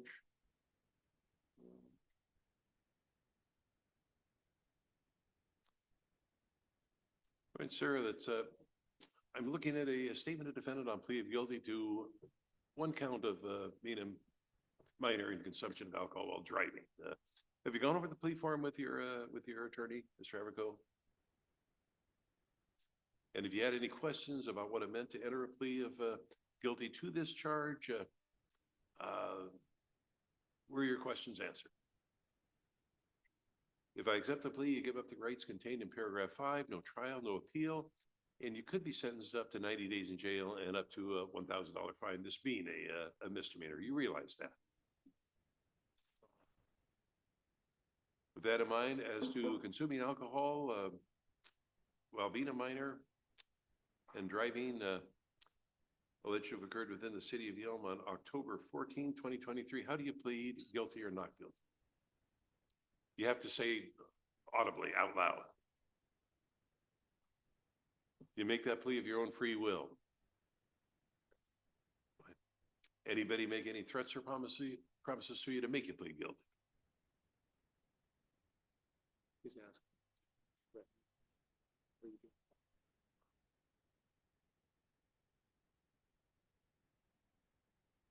I will find the plea to be freely, knowingly, and voluntarily made, and your statement in paragraph 11 does satisfy the factual elements. A very low breathalyzer, but a positive result nonetheless. Rightfully or wrongfully, if you're under 21, it's illegal to drink and drive, and illegal to drink at all, actually, under 21. Doesn't matter whether you're under the influence or not. I'm assuming you weren't under the influence given the breathalyzer, but that's kind of going in the wrong direction. We kill hundreds and hundreds and hundreds of people every year, drinking and driving. So those are two activities that just don't mix. You know, do one, but don't do the other. And you shouldn't drink at all until you're 21. Department of Licensing may take action. That's up to them with regard to your license because of the plea.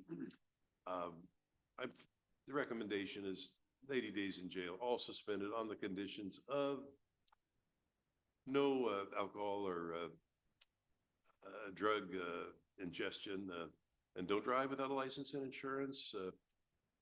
City's asking for a drug and alcohol evaluation and compliance with any recommended treatment. Proof of that, of the evaluation to be furnished within, say, 90 days. Mr. Haverco, is 90 days going to be? Is that enough for you? To get an alcohol evaluation? Okay, yeah, that should be enough. Mr. Pineda-Cortez, yeah, 90 days. Make sure we have proof on file and keep an address on file with us, if you would. If that changes, please let us know. I can't emphasize how important it is that you learn to completely separate drinking from driving. I could, until the sun goes down, I could tell you story after story of just unbelievably tragic situations that happen. People that have no intention, wouldn't even step on a fly, wind up killing somebody else, seriously injuring, killing themselves because of two things, you know, drinking and then driving. I'm going to wish you the best of luck. Sign the judgment and sentence. You'll get a copy of both by going to the window outside the courtroom. What I want you to do is read the paperwork carefully, and if you have any questions, give your attorney a call, okay? Do you have any questions of me? Good luck to you. Take care of yourself. Do you have any new contact info? Because my notes say that I call that number, and then I call that number too. So do you have a current good number? Or which one is the good one? Okay. I don't know what number.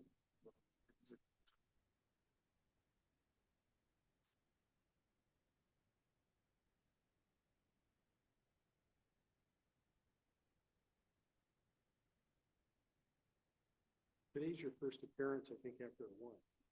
Yes.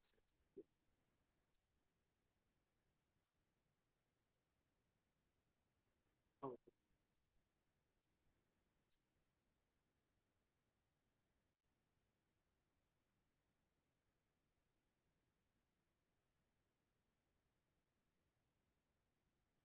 Well, this is Axis Adamson. He's on the 9:45 calendar. Yes, for warrant quash. Yeah, and so, Good to see you here. Matter was set for a pretrial, but obviously, since you're just here to quash the warrant, we'll address that. yeah, so I would just ask, the warrant be quashed and to reset another pretrial date.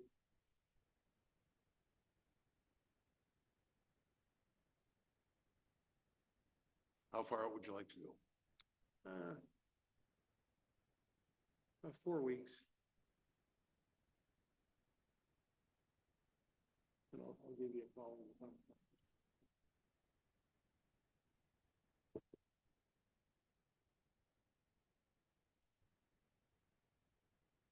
You said to January 4th, 11 o'clock.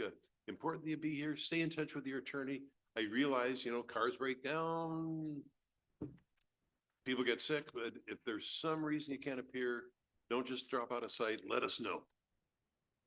Stay in touch with your attorney. Warrant is quashed.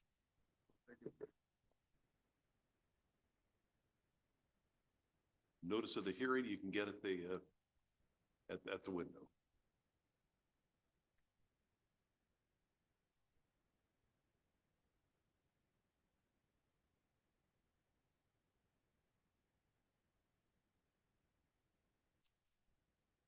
Mr. Adamson, that concludes the matter. If Mr. Haverco has your information, you're free to leave. I think you have to sign.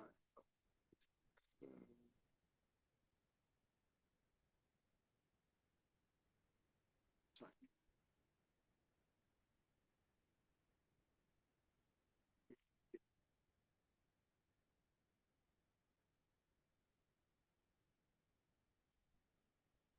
Yeah. Go for it. Yeah.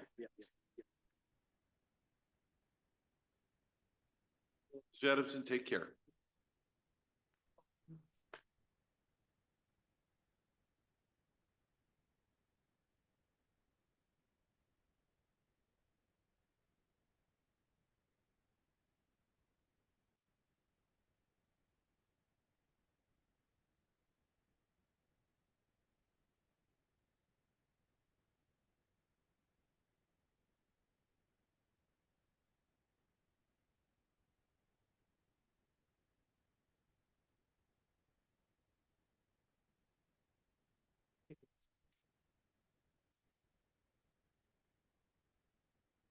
You're on 11 o'clock?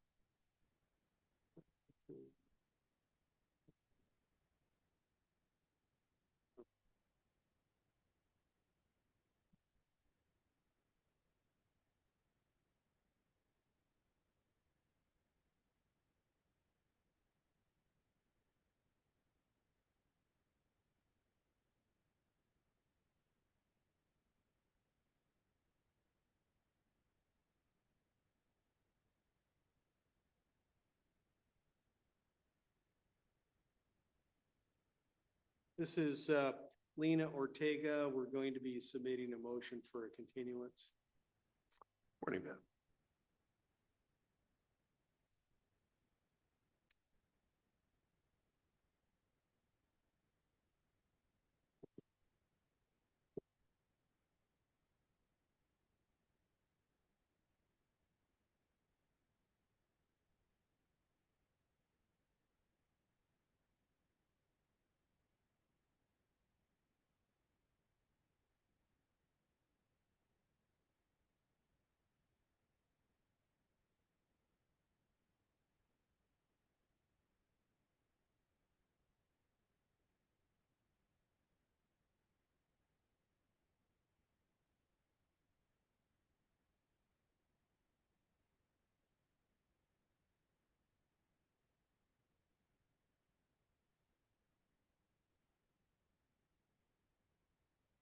Motion is ready, Your Honor.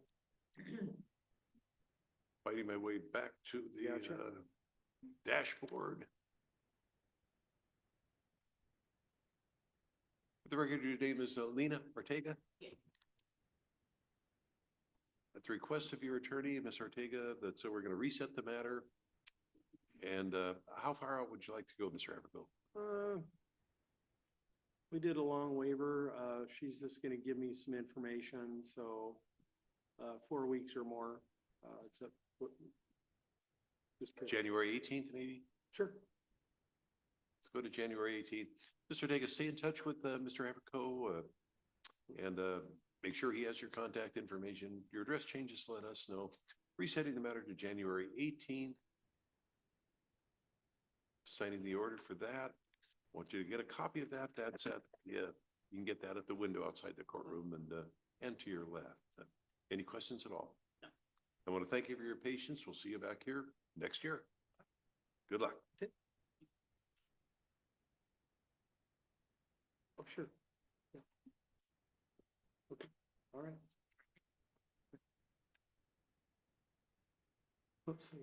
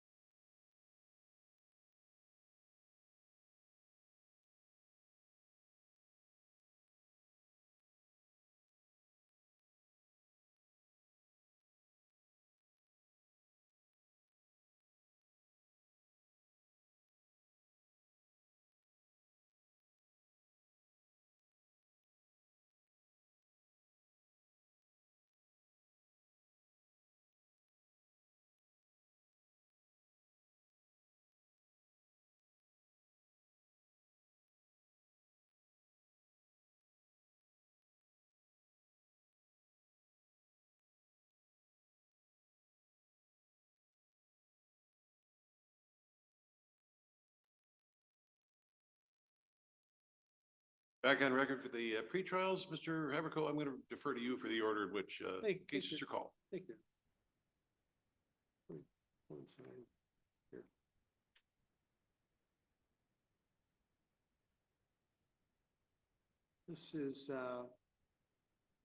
This is item number 7 on the 11 o'clock calendar, Kimber Faith.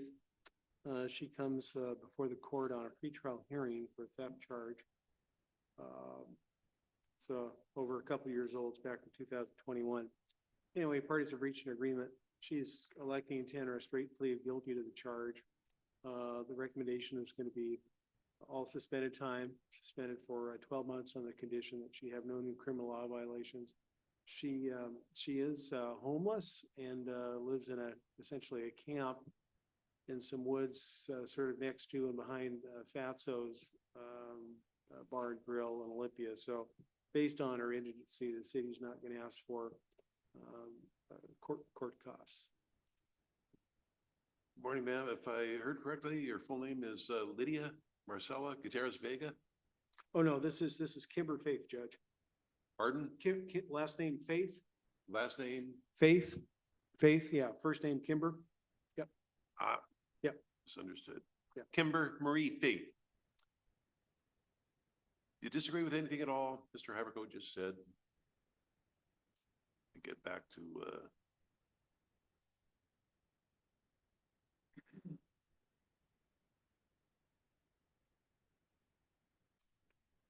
I'm now looking at a statement of defendant on plea of guilty to 1 count of theft in the 3rd degree. Plea form tells me you're 35 years of age. Any issues at all reading, understanding the English language or with the language in the plea form? Gone over the plea form, and if you had any questions about what it meant to enter that plea, were your questions answered by Mr. Haverko? If I accept the plea, you give up the rights contained in paragraph 5. There's no trial, no appeal, simply a sentencing, which could be up to 364 days in jail and up to a $5,000 fine, regardless of what's recommended. You realize that? That in mind is for 1 count of theft in the 3rd degree alleged to have occurred within the city of Yelm on April 30th, 2021. How do you plead guilty or not guilty? Do you make that plea of your own free will? Anybody make any threats or promises to you to make you plead guilty? I will find your plea to be freely, knowingly, and voluntarily made, and your statement in paragraph 11 does satisfy the factual elements of the offense. Recommended sentence is simply all suspended jail time, no fine. Mr. Haverko, anything to add? Nothing to add, Your Honor. Does that support all the recommendation? Ms. Faith, anything you'd like to tell me? You don't have anything, you don't have to say anything, but if you want me to know anything about the matter, now's the time. Does the city have anything further? No. Follow the recommendation. What I'd ask you to keep in mind and remember is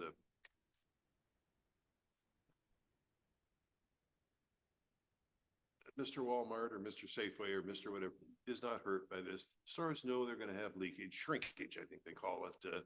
And consequently, everybody pays more for goods than they, because of that shrinkage. Try and keep that in mind. It's not just the company that's, it's everybody.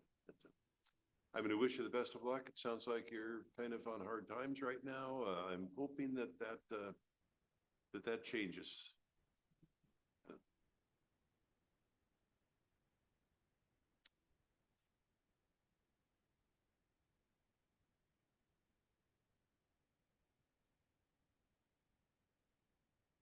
I'm signing the judgment and sentence. I want you to get a copy of today's paperwork at the window outside the courtroom to your left. Look it over carefully and give Mr. Haverko a call if you have any questions. Any questions of me? Ms. Faith, I'm going to wish you the best of luck. You take care of yourself, and thank you for your patience. Yeah, agreed.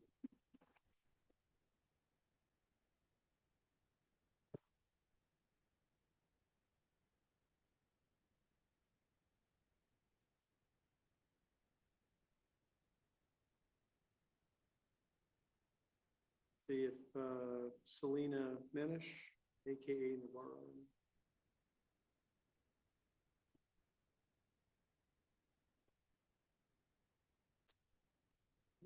Morning, is your full name Selena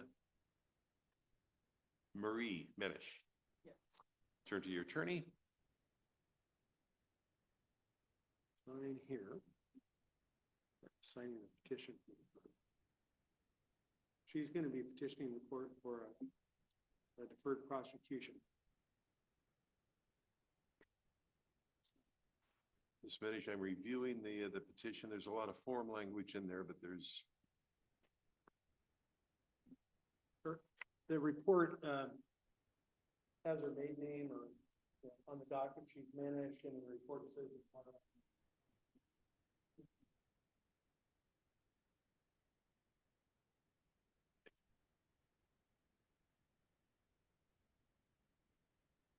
most important part is this.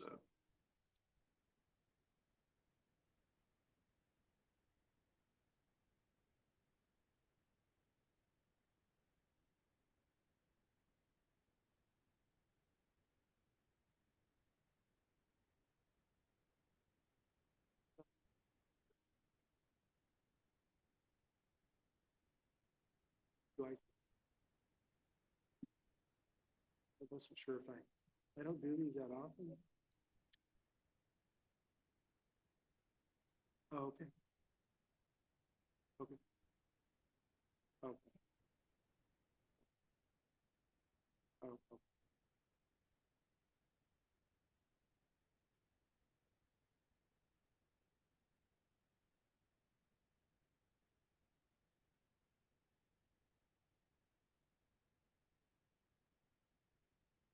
And what's the lady's name?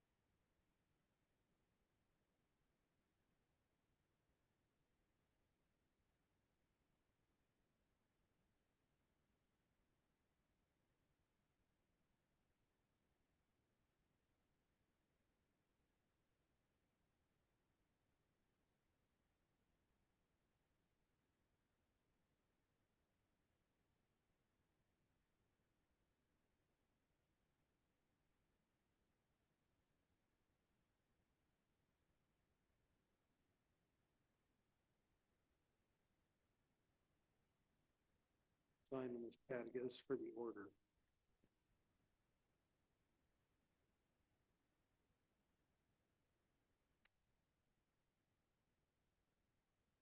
So I've inserted into the proposed findings.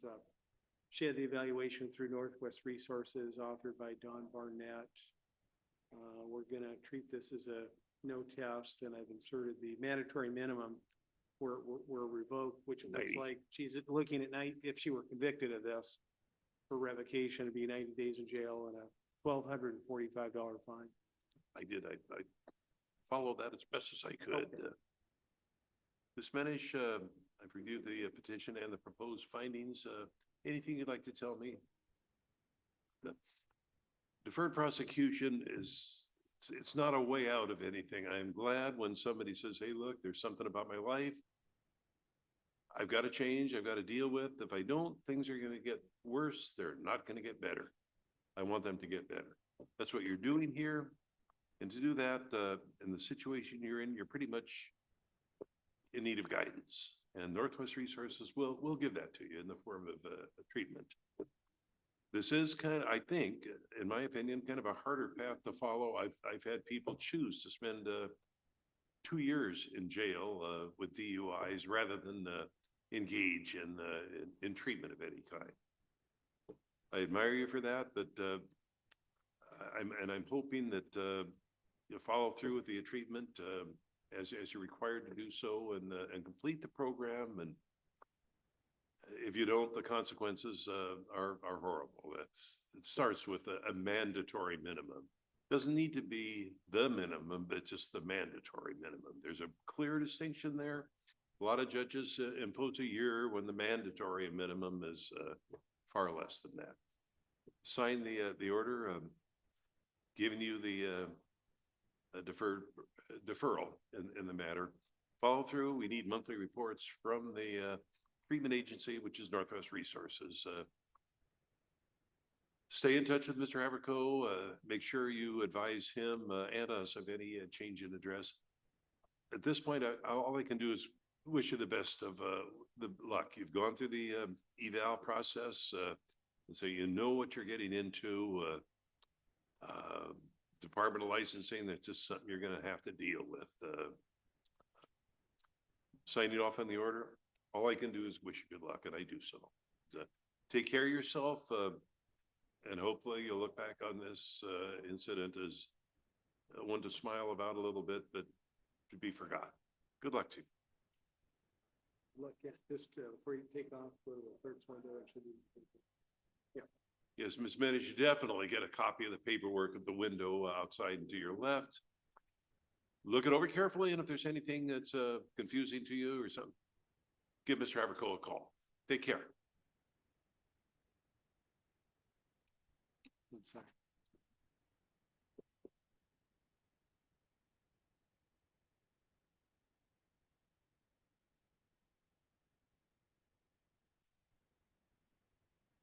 This is Dashboard.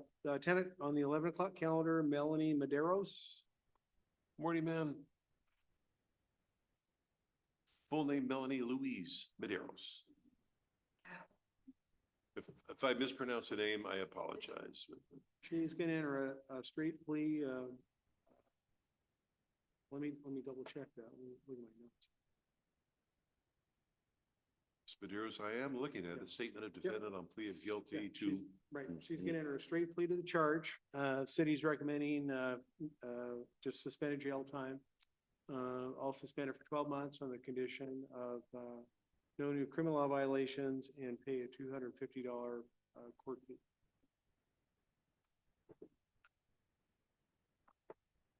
Ma'am, do you disagree with anything at all?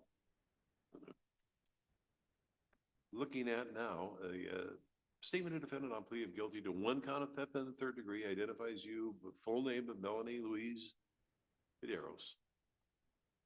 Gives your age is 56.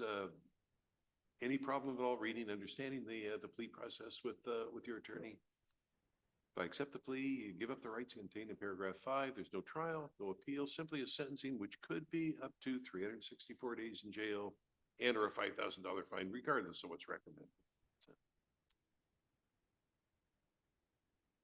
we'll find your statement in paragraph 11 to be factually sufficient to support the plea. So I'll ask you, how do you plead to one count of theft in the third degree alleged to have occurred within the city of Yelm on January 18th, 2020? You make that plea freely and voluntarily. Any threats or promises to you to make you plead guilty? I'm going to impose a recommended sentence, all jail time suspended 364 on the condition you have law-abiding behavior. Less important is the fine. Now, if you have any trouble making the fine payments, let us know, and that is something we can pretty easily deal with.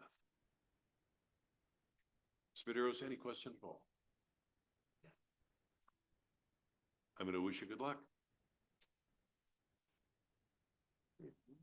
I say a fine, but the probation fee of $250 is what it is. It's really a distinction, but not with the, you certainly can.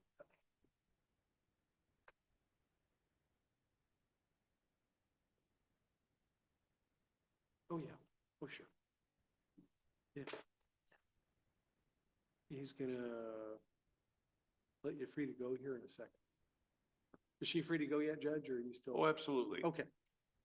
Yeah, so, but yeah, so. Ms. before you Maderos, I leave, want to just thank you check for in your with the clerk. patience. You take care. Get a copy of the paperwork at the window and Thank you. have a great day. Okay.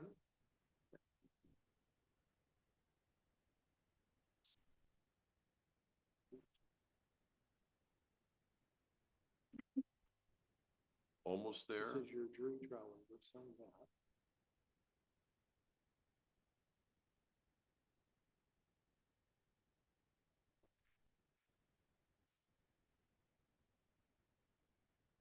Sign a speedy trial waiver to figure out a good spot to put it. Just get the- see. Now we're there. 1 second, Judge.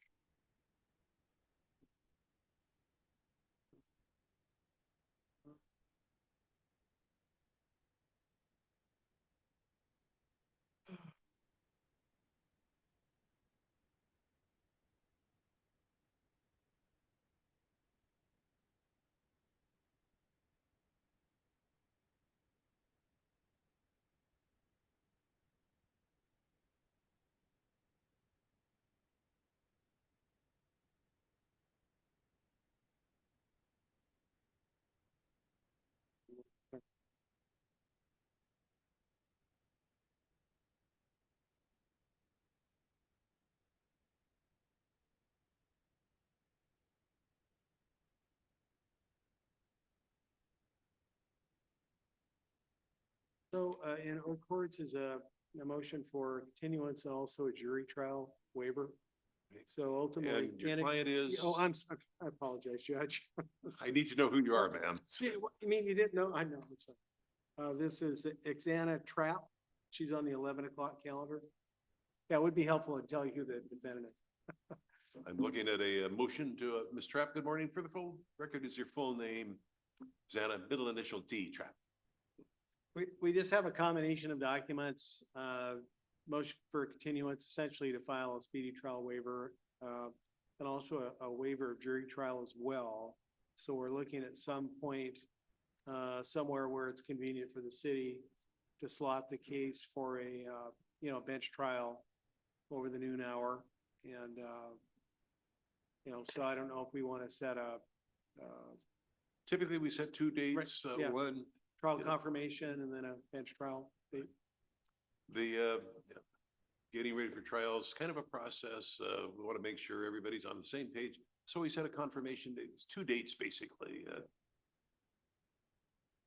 Confirmation date, and then to make sure everybody's ready. Yep. All motions are heard. There's sometimes motion to suppress this, that. Right. Admit this, that.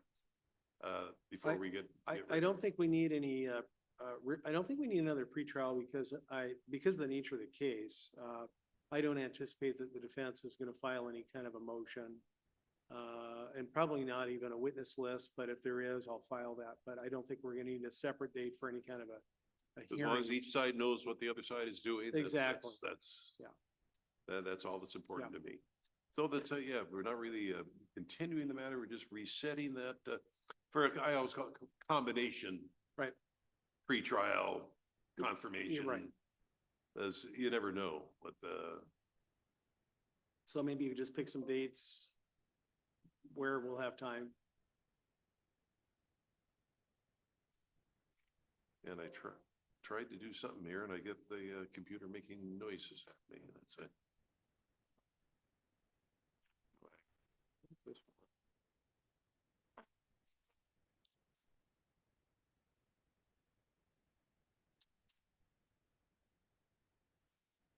Actually back Oh, I out, see. this is not gonna allow us to It's not set gonna a work. readiness hearing.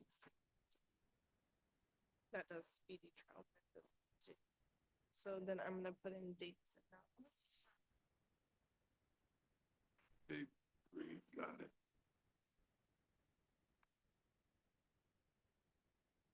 And then Okay, I that's, I guess just put the trial confirmation, just one court date prior, so it's 2 weeks prior. January 4th and 18th, Sure. 18th at noon. Yeah. Does that work for the city? That's it.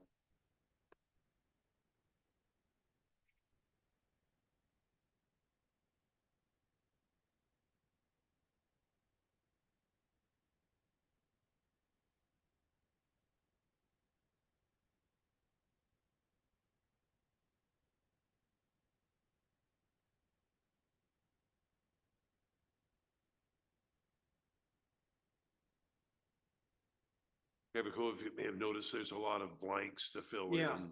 no, I saw so that. Yeah. Go ahead and check and make sure you, Gotcha. if you want any Yeah. checked, Okay.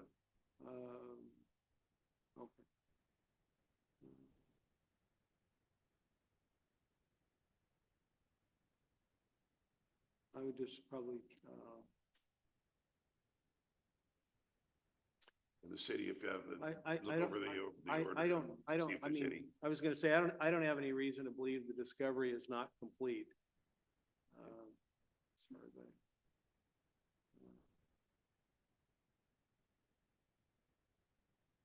It does, for a jury trial will be held during the week of Right. January 18th. Yeah, the form The- doesn't allow for. It used to be in the old days, we would Yeah. tell the form what to do right into it, but these days the computer tells us what to do. That's simply what we're allowed to do, January 18th, at noon. There's really no place to plug in a time for that. It's. Need to sign yet again?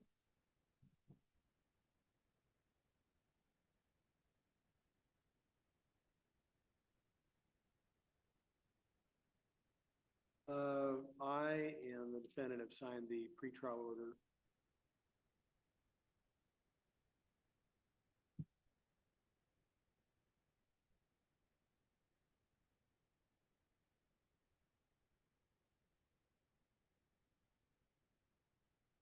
No one has any additions to the form? No. I will sign off on it.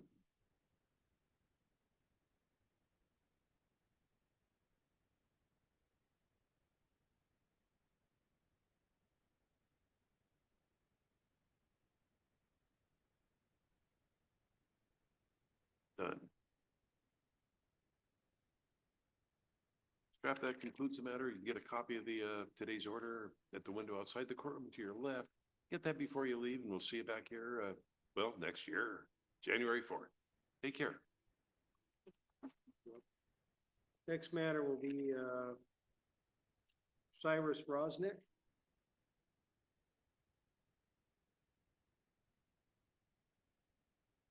So what we need to do, Cyrus, is that you have a couple of brand new cases that I'll wind up getting appointed on. So we'll need to do a speedy trial waiver on your older cases, so those can track along with, and I can get the police reports on the new stuff. Does that make sense? Yeah. So this is Cyrus Rosnick, and I'm gonna fill out a motion for a continuance on his, oh, there, I must already have it. Oh, I already did.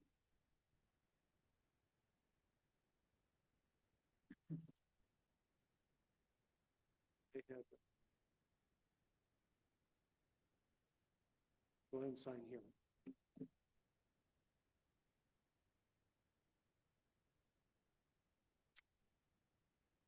So we've submitted into O Courts a motion for a continuance on Mr. Rosnick's pretrial cases, so that those can be set forward with his new arraignment cases, which I anticipated being appointed on. So it's a way to track everything so I can have all the police reports on all of his cases at one time. Well, let's formally do that again. Good afternoon, sir, or good morning. Is your full name Cyrus, middle initial J, Rosnick? I have a citation that alleges that on or about November 22nd, 2023, you committed the offense of criminal trespass, first degree. Gross misdemeanor, the maximum penalty on conviction would be 364 days in jail and or a $5,000 fine. Appointing Mr. Averco to represent you in this matter, and I'll understand to take his plea at this time. Thank you, Your Honor. Would stipulate to probable cause, ask the court to enter not guilty pleas. Plea of not guilty preserves your rights. We're going to set the matter together with all your other matters. And did that cover both arraignments? Because he has item number 14 as arraignment and also item number 17. That's also an arraignment as well. I just caught the one. I did not catch docket number 14. There's docket number 17.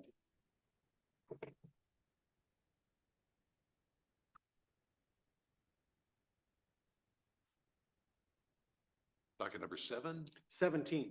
17, that's the one I just arraigned him on. Yeah, And he we needs to also be have arraigned on 14. that as well. Mr. Rosnick, I have another citation that alleges that on or about November 3rd, you committed the offenses of criminal trespass first degree, and theft third degree. Each of those is a gross misdemeanor. The maximum penalty on conviction would be 364 days in jail and or a $5,000 fine. Plead of not guilty on those, Mr. Haverhill, as Yes, well? Judge, stipulate to probable cause, ask the court to enter not guilty, please. Thank you.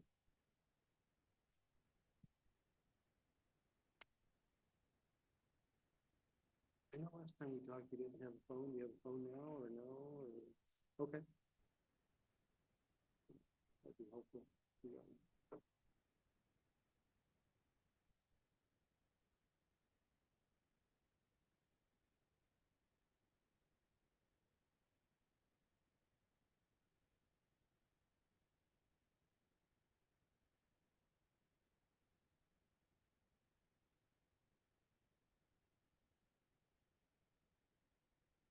Okay. Okay.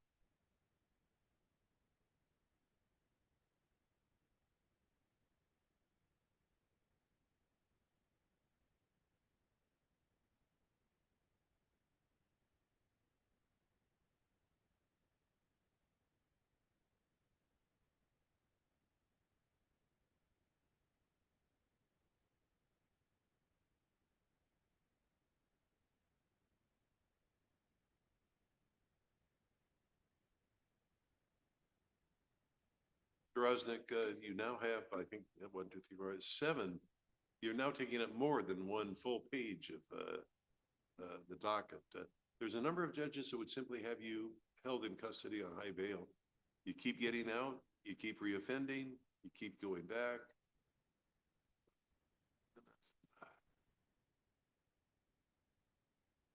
It's very unusual that I have somebody that sequentially racks up citations one after the other over a period of times.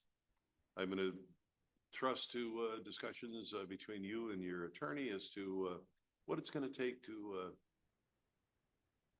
break that repetitive cycle. Mr. Rosnick, as is the case in all your other matters, law-abiding behavior is a condition of your freedom. This time, I think maybe the city's a little out of patience. If there's another one, the bail's going to be pretty high. So I'm going to wish you the best of luck. Stay in touch with Mr. Haverhill. Appear for court as directed. Next court date, for the record, is January 4th, and all your matters, 11 o'clock in the morning. So get a copy of the order at the window outside and to your left, and I'll repeat it. 3 words: law-abiding behavior.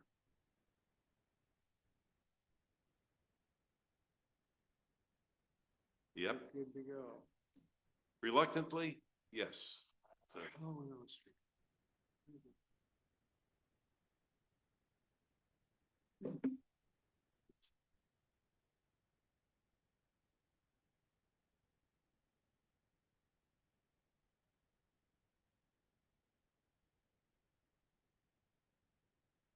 Next matter I think we're going to take up, I'm just preparing a little paperwork here, is if he's around, is Elwin Austria.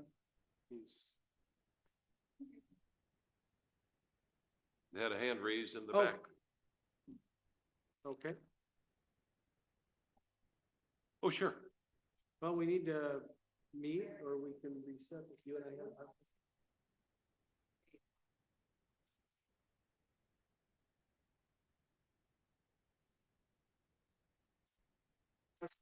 Let's go chat real quick.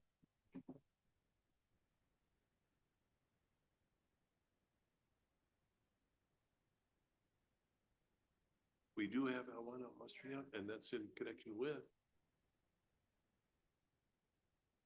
what now?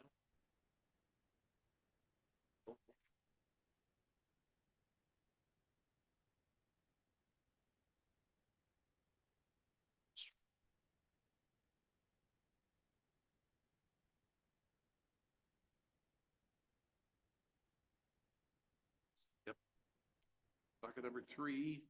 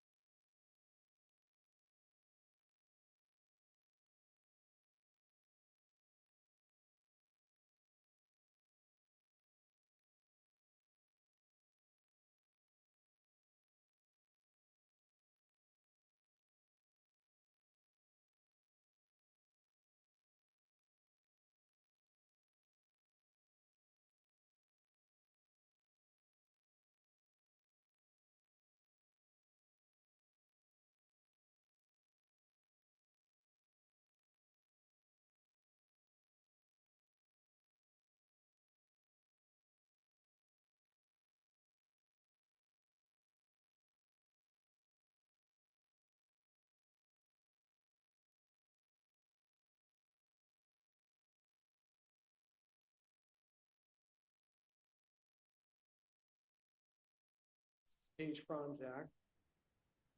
He's on the 10 o'clock calendar. Matter comes before the court on a pretrial hearing for an assault case. Parties have reached an agreement that being a stipulated order of continuance, 12 months, no criminal law violations, $250 court fee. City will then move to this.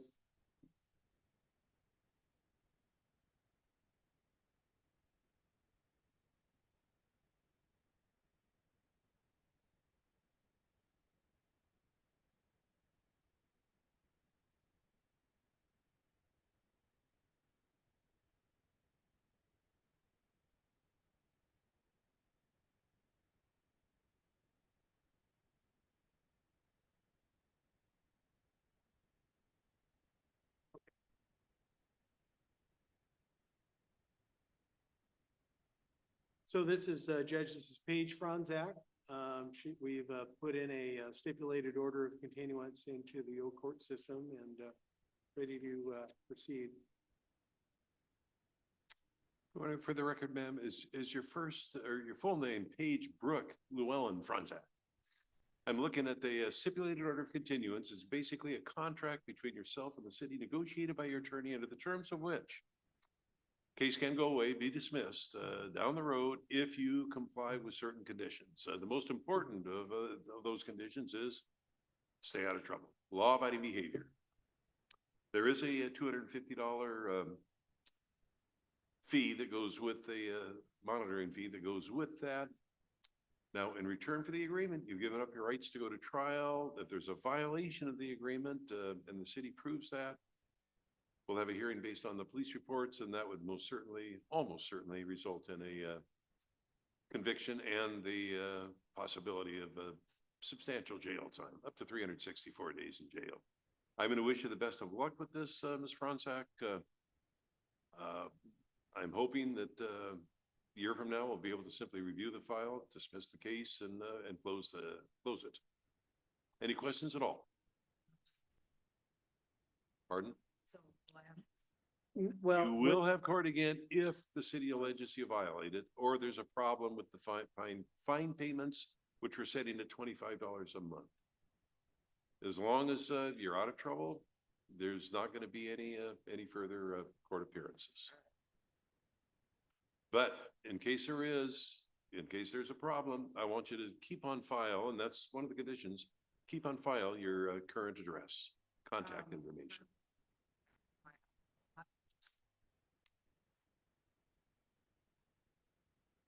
Good idea to stay in touch with Mr. Havercode. Yes.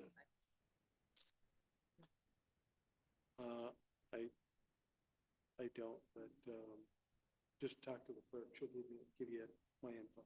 Yeah. Yeah. Mr. Franzak, get a copy of the order or the agreement at the window outside the courtroom and to your left. Thank you, ma'am. We do have somebody appearing by Right. telephone. Right. I'm just finishing.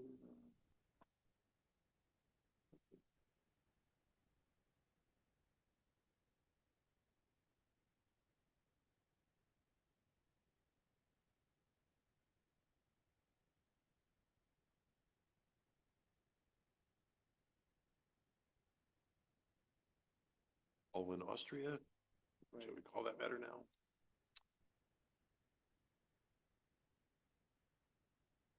I guess it's almost good afternoon. Are you in Austria? Is Alwyn on the phone? She's I see her here. Are you muted?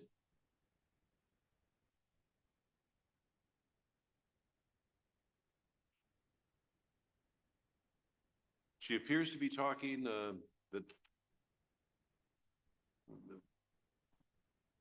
Donnie, can you message her that we?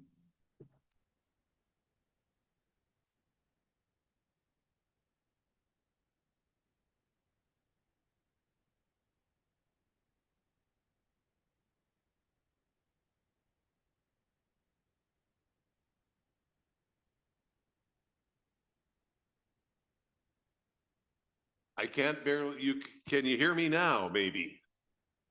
I can't hear you at all.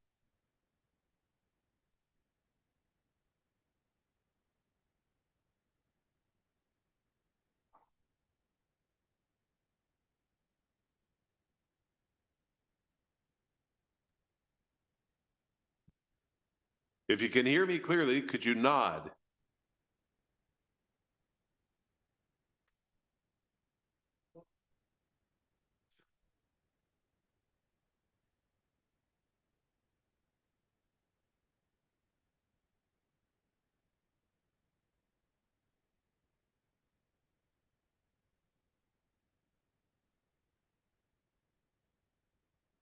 We cannot hear you at all, anything.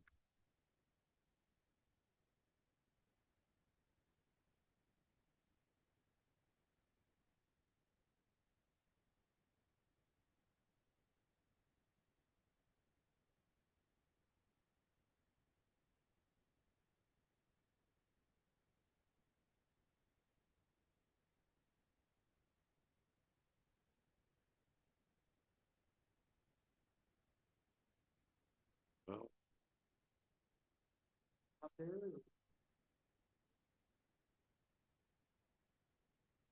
trying to establish communications thus far with no success.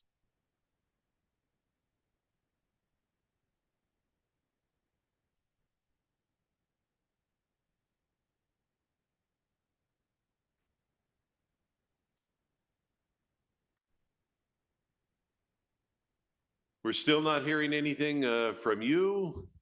Are you still able to hear us?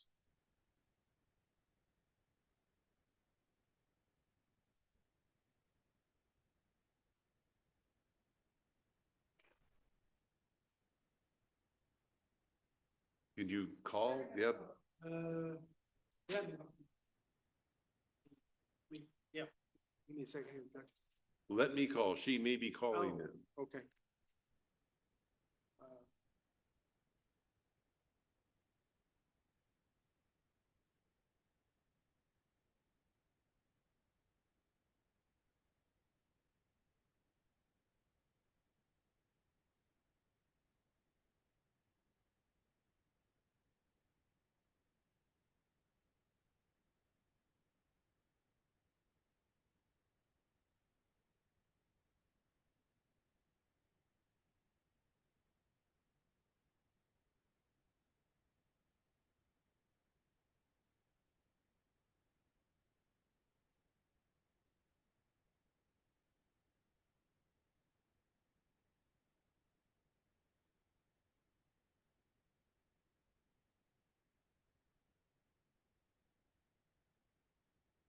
Hello, Ellen. This is Dan Haverco, your court-appointed attorney in Yelm.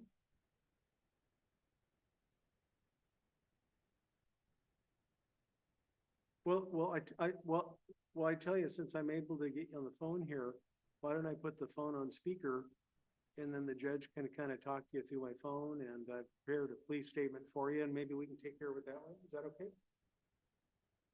Okay.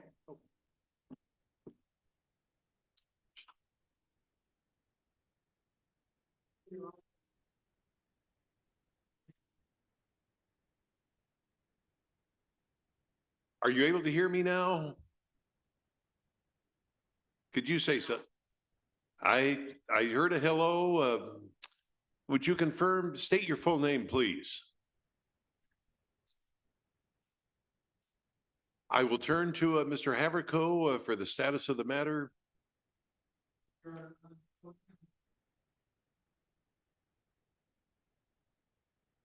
On a driving under the influence charge. And I think the parties have reached an agreement. He's going to enter a straight plea to the charge of DUI.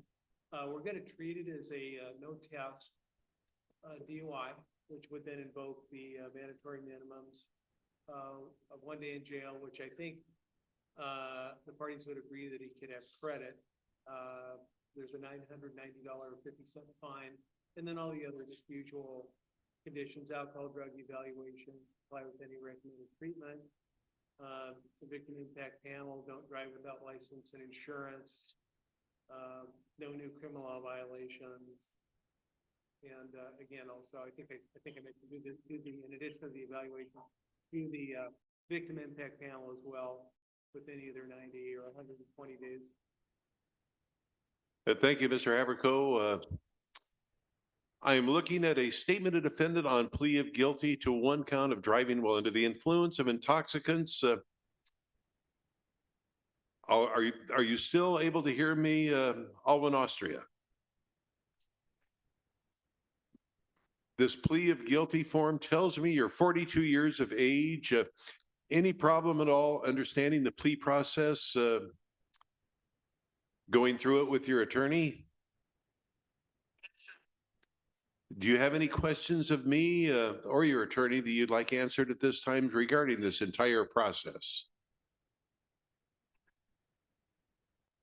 If I accept the plea, you give up the rights contained in paragraph 5, no trial, no appeal, simply a sentencing which could be up to 364 days in jail and up to a $5,000 fine, since this is a gross misdemeanor. As a result, if accepting the plea, the Department of Licensing will take action against your driver's license in a manner determined by your history. You realize that?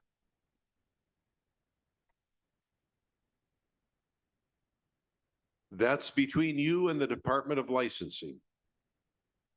I cannot tell them what to do.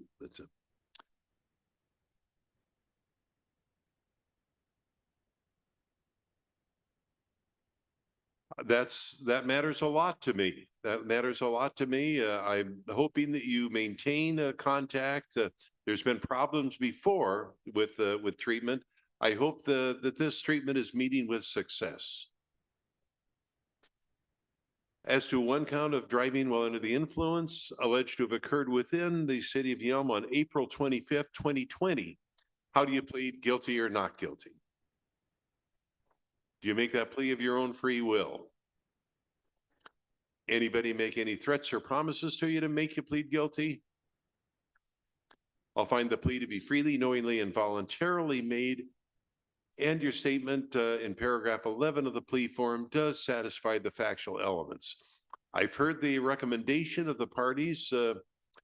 Is there anything you'd like to tell me in addition to that?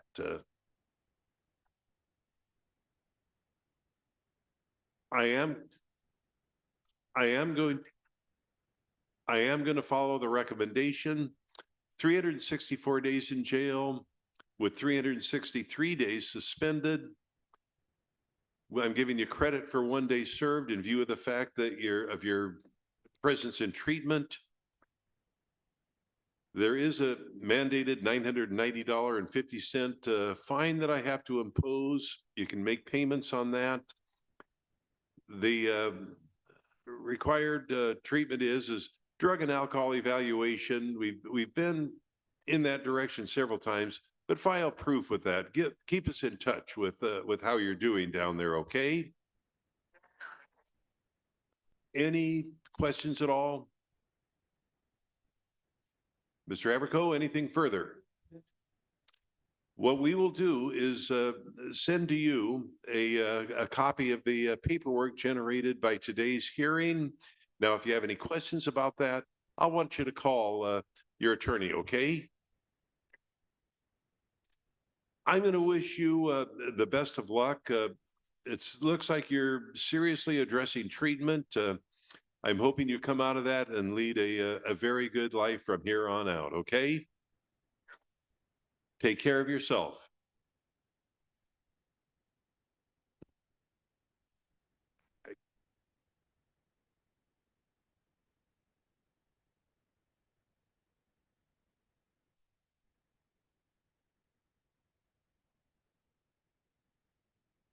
Fine, go right ahead. I'm catching up on the paperwork anyway.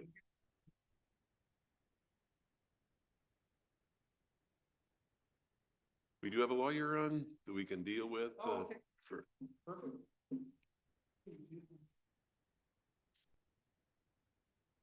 Mr. Girl, well, I guess now it's good afternoon.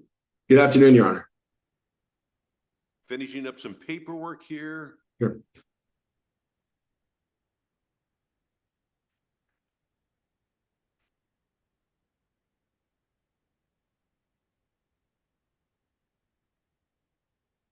Computer work, I guess, paperwork is no longer done. That's right. We have to change our vernacular.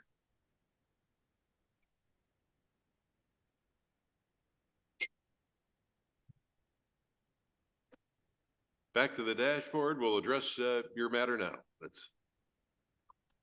I'll turn to either Mr. Ratfield or yourself for what we're doing. Sure. I'll allow counsel to introduce the matter. Jason Turner. I'm sorry. I'm appearing on behalf of Attorney Buskirk for Jason Turner, counsel. I see in O Courts a motion to continue. Yes, Your Honor. It's like to February 1st at 11 o'clock. Is that correct? Yes. And you are in touch with your Mr. Turner? Yes, Your Honor. City, have any problem with the reset? No, Your Honor, it's agreed. I'm signing the order of reset, and we'll send you, make sure you get a copy of that. All right. Appreciate that. Thank you, Your Honor. Thank you, counsel. Have a good day. And you as well. Take care. Bye-bye.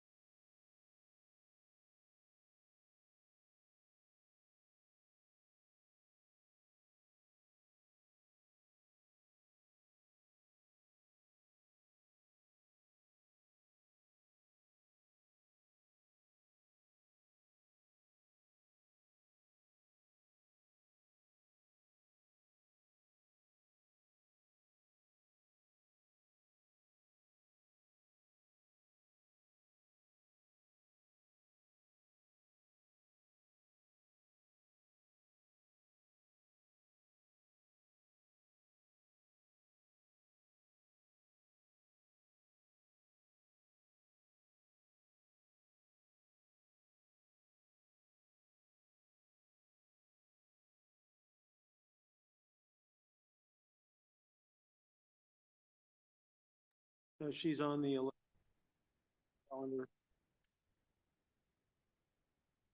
So give me a second here.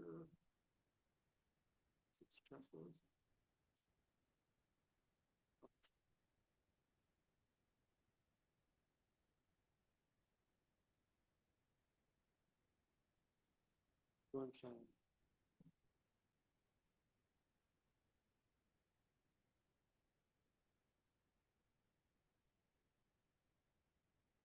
So this is Tessa Moore. She comes on before the court pretrial hearing on a criminal trespass second degree and loitering drug-related activity charge. She's going to enter a straight plea to the criminal trespass second degree charge. City will move to dismiss count 2, the loitering charge. She is both her and Mr. Danny Alford, who's her partner. He's here today as well. They're essentially homeless at this time, and so they're indigent, and city would not be asking for any costs. That's an amendment. Is your full name Tesla Kirsten, it looks like Moore? I'm looking at a statement of defendant on plea of guilty to 1 count of criminal trespass, second degree. Plea form tells me you're 32 years of age. Criminal trespass, second degree is a misdemeanor. The maximum penalty for that upon conviction would be 90 days in jail and or a $1,000 fine, which I'd be free to impose regardless of what's recommended. You give up the rights contained in paragraph 5. If I accept the plea, no trial, no appeal, simply a sentencing. That would be the end of it. With that in mind, is to 1 count of criminal trespass, second degree, alleged to have occurred within the city of Yelm on July 22nd, 2023. How do you plead guilty or not guilty? You make that plea of your own free will. Anybody make any threats or promises to you to make you plead guilty? No. I'll find your plea to be freely, knowingly, and voluntarily made, and your statement in paragraph 11 does satisfy the factual elements of the plea. Mr. Aberco, anything further regarding sentencing? Nothing to add, Your Honor. Ask the court to follow it. Mr. Redfield? Nothing. Is more anything you'd like to tell me? You don't have to say anything, but if you want to tell me anything, now is the time.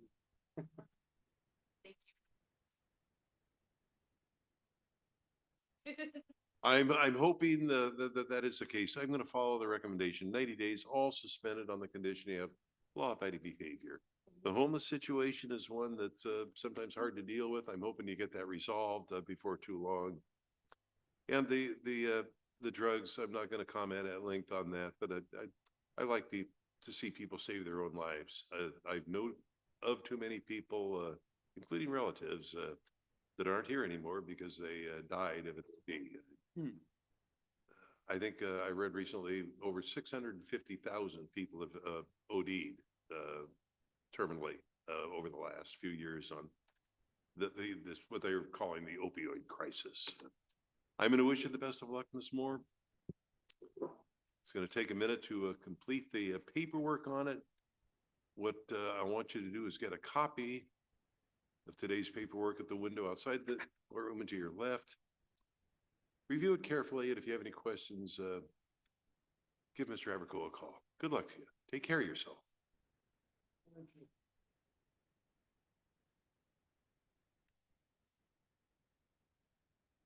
Good morning. Almost there.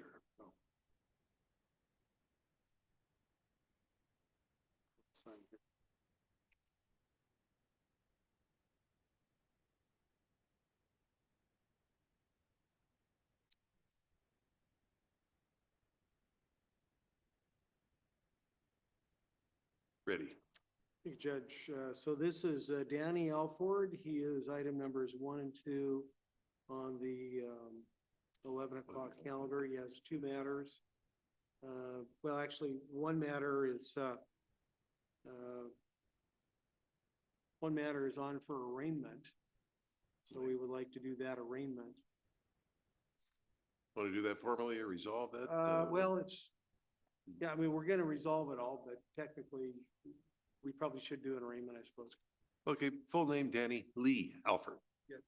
Citation alleges in honor about December 5th, 2023, you committed the offenses of drug relating activity, loitering for that purpose, criminal trespass first degree, and knowing possession of a controlled substance.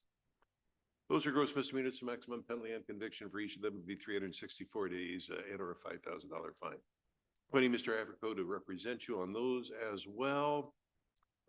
And we Is have, the plea of guilty or not guilty to be entered at well, this time, or is there an agreed well, disposition? there is an agreement, and there's an agreement, a global agreement between the defendant and the city. He's gonna enter a straight pleas to counts 2 and 3, criminal trespass, amended to second degree on the new case, and then the controlled substance violation. The city, upon the court's acceptance of those pleas, will move to dismiss count 1 on that case, on the new case. The loitering charge would also move to dismiss the loitering and case ending in 381. So total of 4 counts on the table. He's pleading to 2, dismissed 2. Mr. Alfred, I am looking at and again, to confirm your name for the record, Danny Lee Alfred. Yes. I'm looking at orders of dismissal proposed in one case, loitering for drug-related activity, and the same charge in a second case. The first one, July 22nd, the second one, December 5th. There's also here statements of defendant I'm guilty to criminal offenses. 1, criminal trespass, second degree. That's a simple misdemeanor. The maximum penalty on conviction would be 90 days in jail and or a $1,000 fine. You're also pleading to controlled substance, knowing possession of the same. That's a gross misdemeanor, but in this case, the maximum penalty for that first conviction is 180 days and or a $1,000 fine. If I accept the pleas, you're subject to being sentenced to the maximum on either of them. And if I accept the pleas, you give up the rights contained in paragraph 5. Any questions? As to 1 count of criminal trespass, second degree, and 1 count of knowing possession of a controlled substance alleged to have occurred on December 5th, 2023, how do you plead guilty or not guilty? To make those pleas of your own free will. Anybody make any threats or promises to you to make you plead guilty? And the pleas to be knowingly, freely, and voluntarily made. Recommended sentence is all suspended jail time, Yeah. no so- fine. Yeah, and no fine, just because he's along with Tesla Moore. They're essentially, living out of their car. They don't have barely any means of support, so I believe they qualify for indigency. And so on that basis, the city is not going to ask for a financial penalty.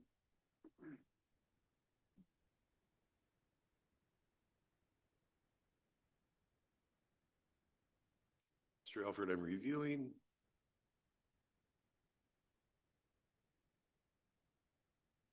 $90 is the sentence on each charge, all suspended on the condition of law-abiding behavior.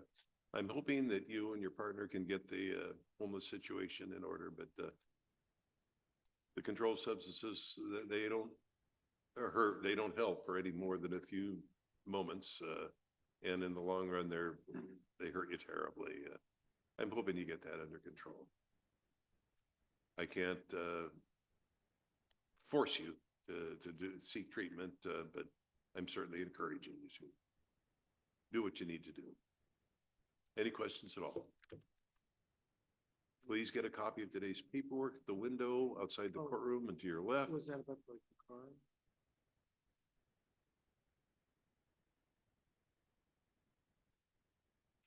He did have a question for the court, Your Honor. Certainly. Pursuant to his arrest on one instance, the police may have taken, I think it would have been the police, would have taken custody of his backpack. Is that right? With the last, on the December 5th. So he just wanted to know, how would he go about getting his property back that was? I would assume that it was a backpack. Yeah. That's not evidence of any kind or anything. I'd simply go ask them. And why they would have taken it, I don't know. If there's any problem, just ask them. SPD if, pardon? Right next door. Right next door. There's a window right there. Tell them. No, right here, right in the hallway. Yeah, the police department, they're in the same building over there. Ask them, and if there's any problem, you have contact info with, your attorney, give your attorney a call. Yeah. Sometimes it's necessary to sign an order releasing evidence. We'll cross that bridge when we get to it. Yeah, just go to the window and talk to them. Yeah, What- you're welcome. oh, yeah. Hey, Mr. Alfred, what you might want to do is, yeah, make sure you get the paperwork before you go over, because the paperwork should take care of it. Mr. Alfred, good luck. We do have a Mr. Lucero on the 1 o'clock calendar who showed up a little bit early for an arraignment. He's with a child here, so I don't know, we might wanna see him. He's number 16, on for arraignment today for a suspended driving third charge. Well, the city may have. Yeah. Hey, come on up and have a seat. We'll deal with your matter now. True name Ricardo Dean Lucero. Mr. Lucero, you were cited with the offense of driving a license suspended or revoked in the 3rd degree. City may have a motion in your case. It's no longer a criminal offense. It's a civil infraction, no valid operator's license in the 2nd degree. Not being a criminal offense, you're not entitled to a lawyer. All I can do, if you admit the infraction, is impose a fine, and that's usually, and would be in your case, $150. If you deny that you committed the infraction, we can set it for a contested hearing. Any question about anything I just said? So if I pay the That's the end of this case, yes. And we'll let you pay that at $25 a month if you need to. Okay. Do you know what you need to do to get your license back? Check with the Department of License. they also said something.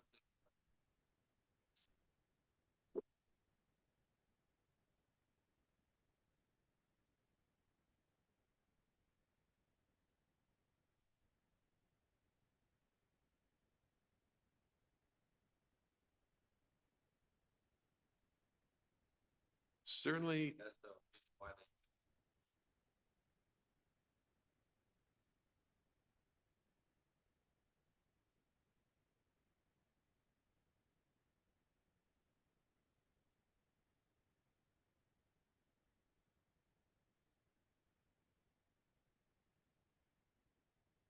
no deed.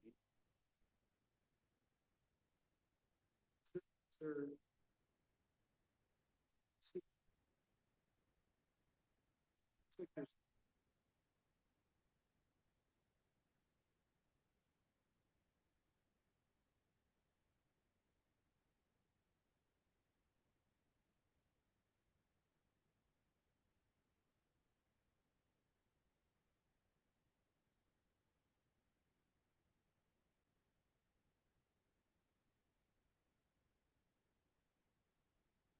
Think you found it?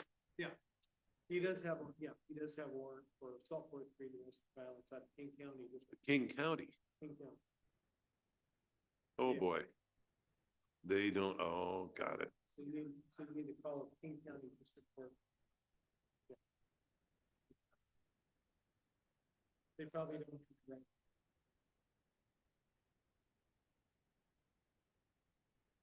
Yeah, King County, I don't know whether they would confirm a warrant. I suspect, talk to Mr. Havercook. They may or may not confirm a warrant if you're picked up on that. Very good idea to get that taken care of. Did you post bail on that charge or on this one?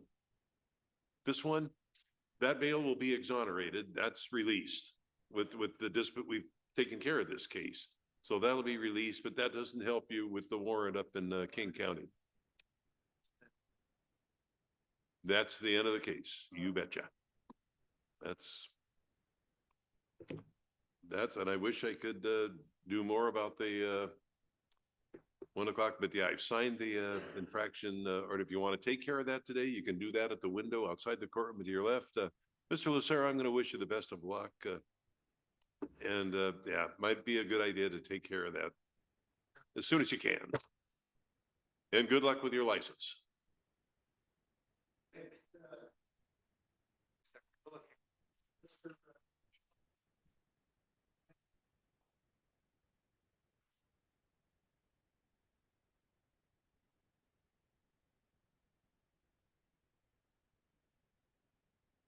It's Mr. Petroy.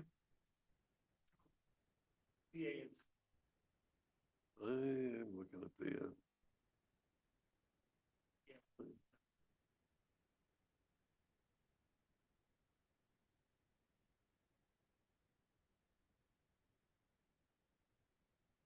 Jesus Cancella.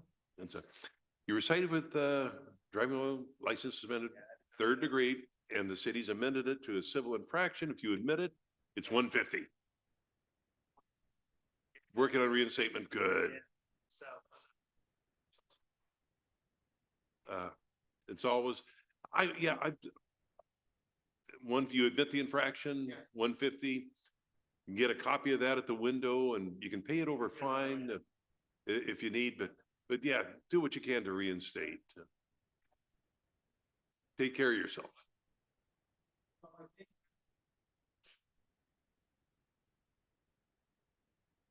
We only have Justin Davis, I think, on the 10.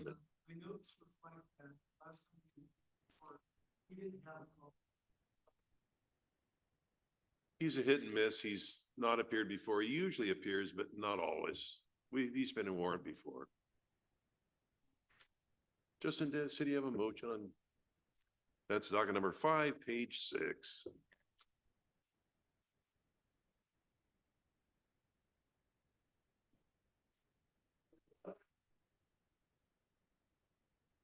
First thing, warrant. Justin Davis. Yep. 1,000. City moves to issue. So ordered. And the 11 o'clock calendar had a few more on 11 o'clock. It's a.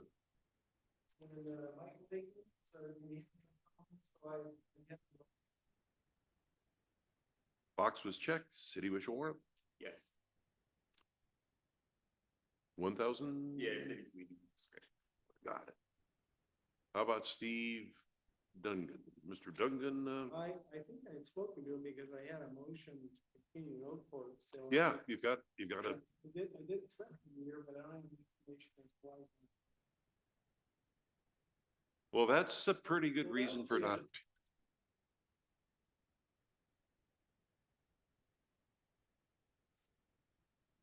That's right. That's right. I'm sorry, forgot. Well, probably better issue a warrant just to keep a hold of him. That's.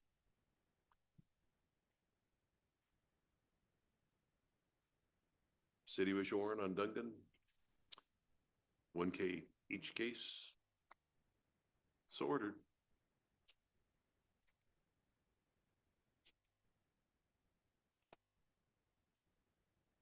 How about Lydia Gutierrez Vega?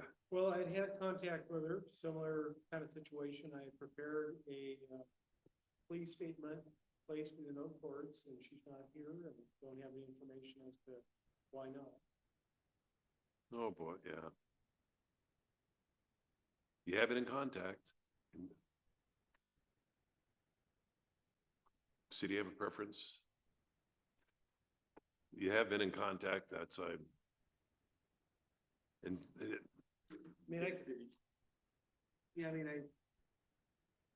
I prepared, I can give you the date, Judge, but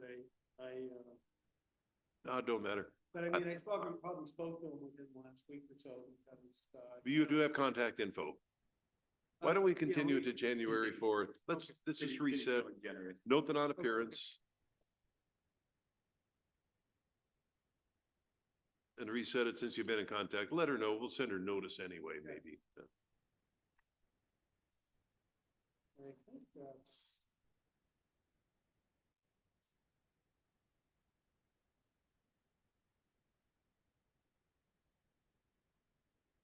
To address, yeah, and those are just the That's requests for, no? I presume the city is moving to dismiss docket numbers 2 and 3 on page 5. Yes, sir. Those are the ones we got the request on.